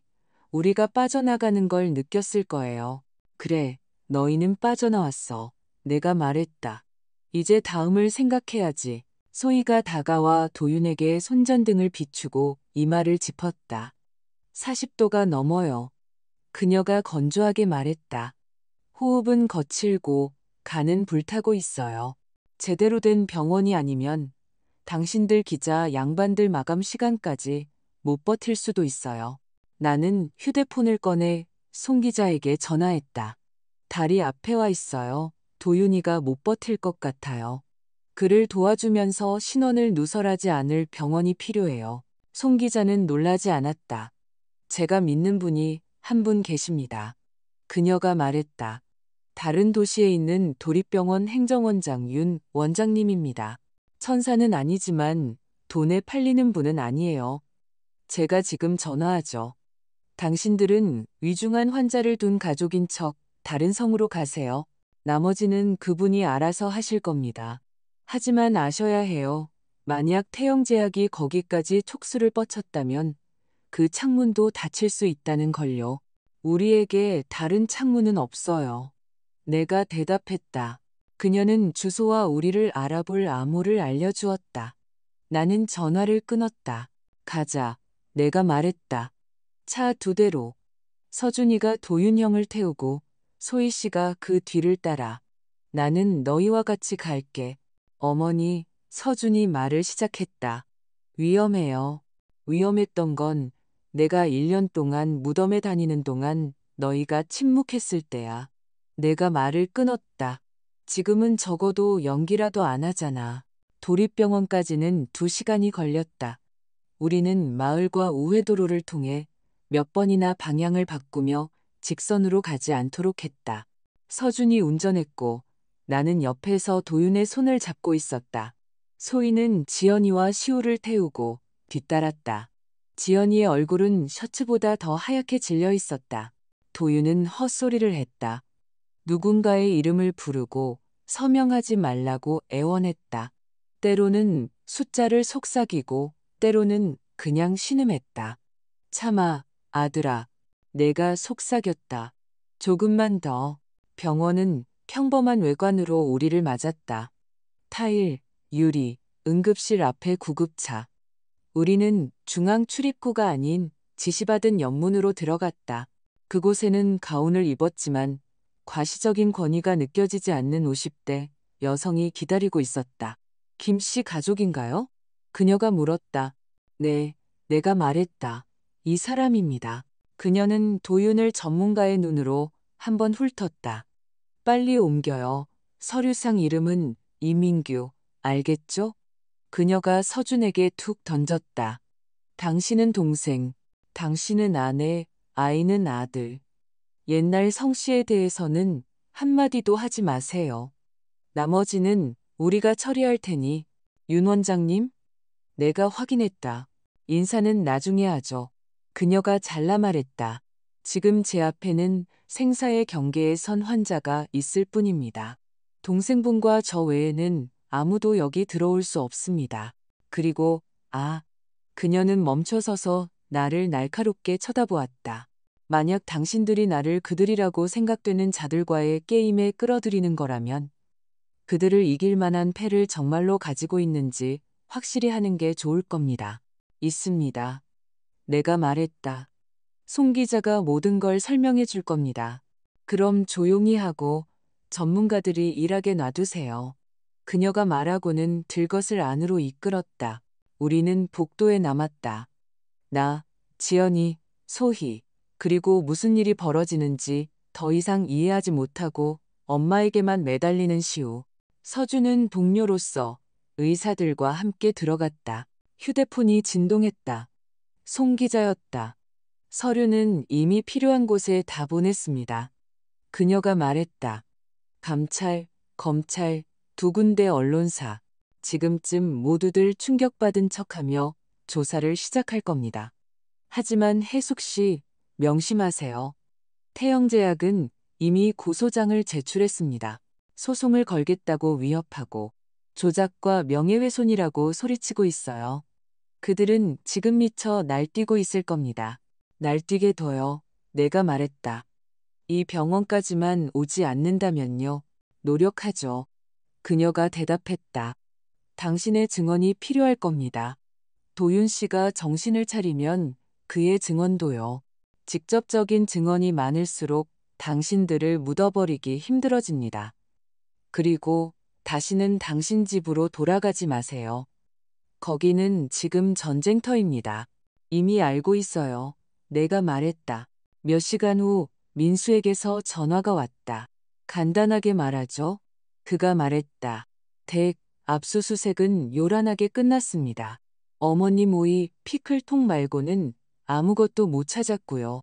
하지만 태영제약 사람들이 옆에 붙어서 우리 애들한테 뭘 찾아야 하는지 알려주더군요. 모양새가 아주 안 좋았어요. 제가 기억해뒀습니다. 나를 찾고 있나? 내가 물었다. 공식적으로? 네, 그가 솔직하게 말했다. 증인 소재 파악 요청서가 들어왔습니다. 체포영장은 아니지만 골치 아프죠. 그러니 어머님 살고 싶으시면 지금은 저와도 거리를 두세요. 저는 당신 편이지만 서류상으로는 아닙니다. 알았네. 내가 말했다. 몸조심하게. 저녁에 윤 원장이 우리에게 나왔다. 자, 그녀가 말했다. 소식은 이렇습니다. 폐렴, 간 문제, 중독. 상태는 위중하지만 가능성은 있습니다. 치료를 시작했어요. 앞으로 24시간 동안 악화되지 않으면 살려낼 수 있을 겁니다. 지연이는 손바닥에 얼굴을 묻고 조용히 울었다. 서준은 자신이 수액을 맞아야 할 것처럼 보였다. 만약 악화되면요? 내가 물었다. 윤 원장은 나를 똑바로 쳐다보았다. 그때는 끝까지 솔직해져야겠죠. 그녀가 말했다. 하지만 저는 싸울 겁니다. 그리고 당신들은 이미 그 대가를 충분히 치렀다고 생각하고요. 그녀는 다시 안으로 들어갔다. 송 기자가 다시 문자를 보냈다. 작업 중. 확인 중. 밤새 잠 못 잠. 우리는 병원 근처 값싼 여관에 작은 방을 잡았다. 창문 하나, 침대 2개, 어린이용 간이 침대 하나, 지연이와 시우, 벽에 기댄 소희, 그리고 나는 침대 가장자리에 누웠지만 잠을 이룰 수는 없었다. 머릿속이 윙윙거렸다. 도윤은 수액을 맞고 있고 송 기자는 변호사들과 싸우고 있다. 태영제약은 협박을 보내고 민수는 입을 다물고 있다. 그리고 그 모든 것 사이에는 얇은 시간의 실이 놓여 있었다. 만약 송 기자가 그들이 병원을 알아내기 전에 기사를 터뜨리지 못하면 그들은 여기로 올 것이다. 나는 누워서 벽 너머 병원의 밤소리를 들으며 단 한 가지만 생각했다. 그들이 내 아들의 병실불을 끄기 전에 과연 진실은 세상 밖으로 나올 수 있을까? 진실은 우리가 붙잡히기 직전에 가까스로 세상에 나왔다. 정말로 아슬아슬했다. 우리가 도윤을 윤 원장에게 데려온 지 이틀 후, 송 기자에게서 짧은 메시지가 왔다. 완료, 나갔음. 여러 매체가 동시에 기사를 쏟아냈다. 음모론 같은 화려한 제목이 아니었다. 건조하게 내부 이메일, 프로토콜, 사망자 수, 불일치, 서명, 전문가들의 코멘트, 강진혁과의 대화 녹취록, 그가 사실상 회사가 증인을 압박한다는 것을 인정하는 내용. 태영제약은 같은 날 모든 것이 맥락에서 벗어난 것이며 정직한 기업에 대한 공격이자 앙심을 품은 전 직원의 명예훼손이라는 성명을 발표했다. 그리고 다음 날 그들 사무실에 압수수색이 들어갔다. 그것은 더 이상 우리의 공이 아니었다. 그것은 그들의 탐욕, 그들의 서류. 아무도 파고들지 않을 것이라는 그들의 자신감 때문이었다. 그 후로는 길고 지루한 현실이 시작되었다. 영화가 아니었다. 도윤은 첫 주 동안 생사의 경계를 헤맸다. 윤 원장은 할 수 있는 모든 것을 했다. 서준은 곁에서 밤을 새웠다. 소희는 자신의 병원과 이곳을 오가며 물건을 가져오고 교대하고 도왔다. 지연이와 시우는 거의 복도에서 살았다. 아이는 중환자실로 실려가는 이동 침대가 지나가는 동안 장난감 차를 가지고 놀았다. 삶과 죽음이 한 공간에 있었. 나는 솔직히 기도보다는 침묵했다. 신과의 관계는 단순했다. 당신은 당신의 일을, 나는 나의 일을. 나는 내가 할 수 있는 최선을 다했다. 열흘째 되는 날, 도윤의 체온이 처음으로 정상으로 떨어졌다. 그는 눈을 뜨고 나를 알아보았다. 살았어요. 서준이 말했다. 일단은요. 나는 아무런 드라마 없이 그저 그의 손을 잡았다. 그가 정신을 차리는 동안 공식적으로 사람들이 우리를 찾아왔다. 연방수사관 같은 단정하고 예의 바른 두 사람이었다. 드라마에서처럼이 아니라 조금 지친 평범한 사람들이었다. 모든 것을 기록해야 합니다. 그들이 말했다. 어떻게 알게 되셨는지, 서류는 언제부터 있었는지, 회사 사람들이 어떻게 접근했는지, 위장 사고 이야기도요. 그리고 박도윤 씨는 회복되는 대로 핵심 증인이 될 겁니다. 나는 들으면서 생각했다. 이것이 바로 관료주의로군. 사람들은 죽어가는데 그들은 보고서가 필요하다. 하지만 우리는 위조 서류와 산 사람의 장례식을 포함한 모든 추악한 세부 사항까지 침착하게 다 이야기했다. 그들은 기록하고 한숨을 쉬었다. 이것만으로도 당신들 자신을 기소할 수 있다는 걸 아십니까? 한 사람이 물었다. 알고 있습니다. 내가 대답했다.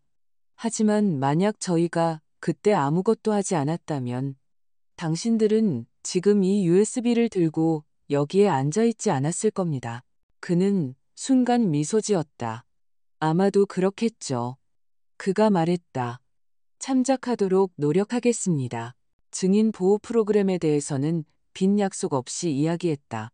임시 거처, 전화번호 교체, 이동에 대한 정보 최소화, 가발을 쓴 영화 같은 새 삶이 아니라 평범한 보안. 그것만으로도 충분합니다. 지연이가 말했다. 저희는 숨고 싶은 게 아니에요. 살고 싶은 거예요. 태영제약은 마지막까지 싸웠다. 변호사들을 동원해 경쟁사의 공격이라는 인터뷰를 내보냈다. TV에 나와 모든 대기업에는 기술적인 실수가 있을 수 있다고 설명하는 전문가 몇 명을 찾아냈다. 하지만 파일들은 너무나 직접적이었다. 일부 임상 데이터베이스는 독립적인 출처를 통해 확인되었다. 진료 기록에서 무언가 맞지 않는 점을 발견한 사망자 유가족들이 나타났다. 예전에는 뇌물을 받았던 일부 감사관들도 사건이 수면 위로 떠오르자 태도를 바꿨다. 거리를 두기 시작했다. 6개월 후 태영제약의 부사장 1명이 구속되었다. 그 후 2명이 더. 강진혁은 해고당하고 가족 사정을 이유로 조용히 빼내려 했지만 현금과 위조 여권이 든 가방을 들고 국경에서 붙잡혔다. 특수부대가 아니라 단지 정보를 받은 국경수비대에게 덩치 큰 남자는 다른 어떤 불미스러운 사건에 연루되어 수면 위로 떠올랐다. 그는 우리에게까지 오지 못했. 홀딩스 자체가 아름답고 요란하게 무너지지는 않았다. 이건 동화가 아니다. 구조조정, 재편, 사명 변경, 일부 자산 매각이 이루어졌다. 누군가는 여전히 약으로 사업을 한다. 세상은 기사 하나로 깨끗해지지 않는다. 하지만 그 특정 약물은 생산이 중단되었다. 몇몇 가족들은 실제 보상금과 사과를 받았다.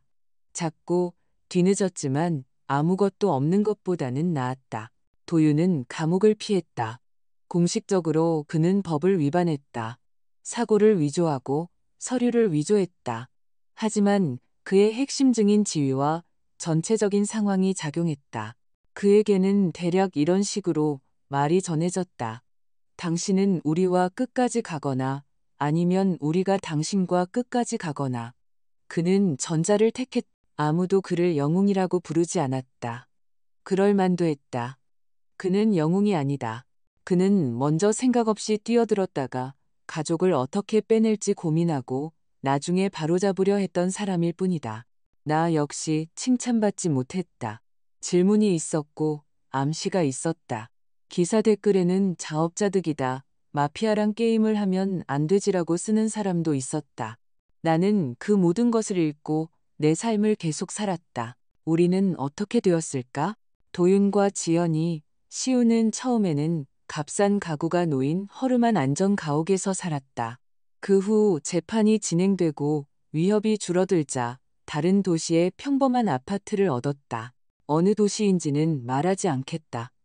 누군가 짐작하더라도 이제 그들에게는 상관없는 일이다.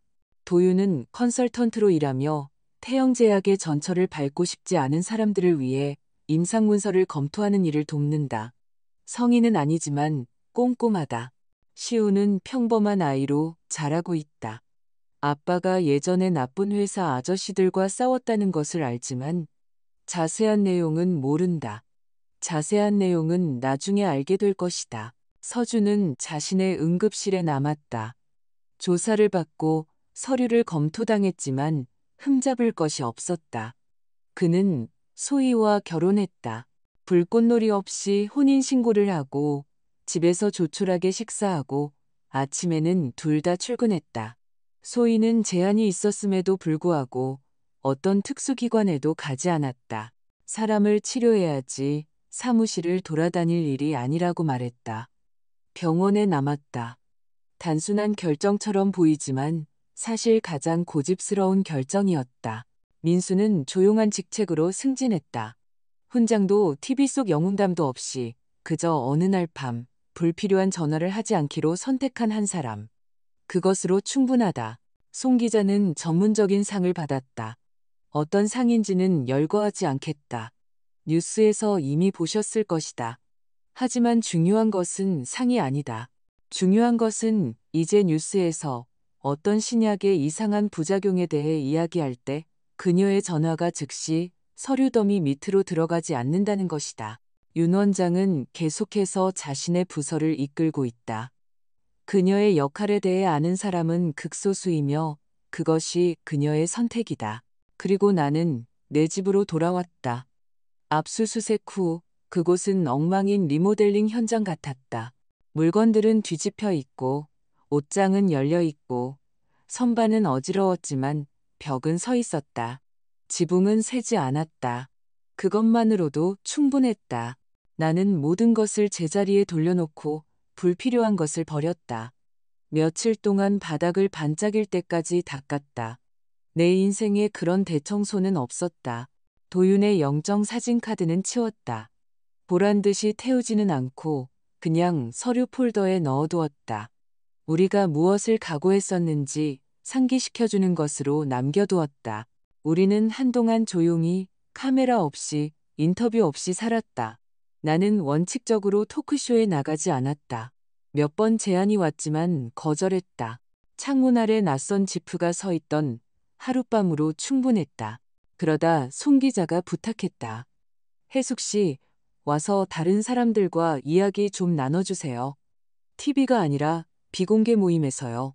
대기업, 공무원, 상사를 두려워하는 사람들이 있어요.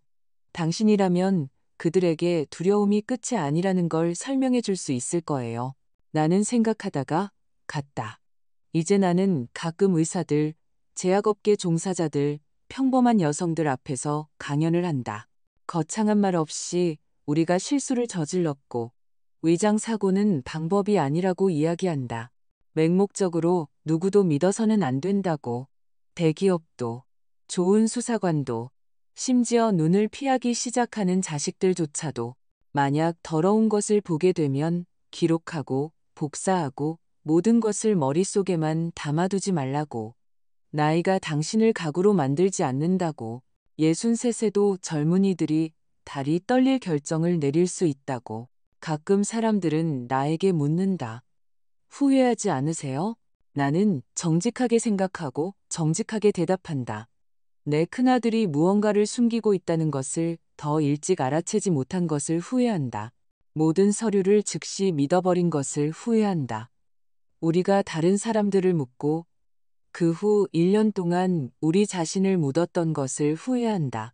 하지만 어느 순간 편하고 순종적인 존재이기를 그만둔 것은 후회하지 않는다. 그것이 나를 더 행복하게 만들지는 않았다. 어떤 동화도 일어나지 않았다. 나무에서 돈이 열리지도 않았다. 이웃들은 저 집안 엮이면 안 되라고 수군거렸다. 대신 나는 이제 명확히 안다. 눈을 감는다고 해서 더 쉬워지지 않는다는 것을. 단지 더러움이 더 가까이 다가올 뿐이다. 아들들은 시간이 될 때마다 내 집에 온다. 매주 주말은 아니다. 그들은 일한다. 우리는 감자를 굽는다. 시우는 마당을 뛰어다닌다. 서준과 소희는 당직에 대해 다툰다. 지연이는 모두에게 음식을 먹인다.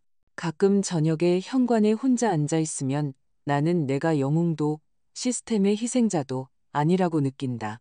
나는 어느 날 조용히 있기에 지쳐버린 평범한 여자다.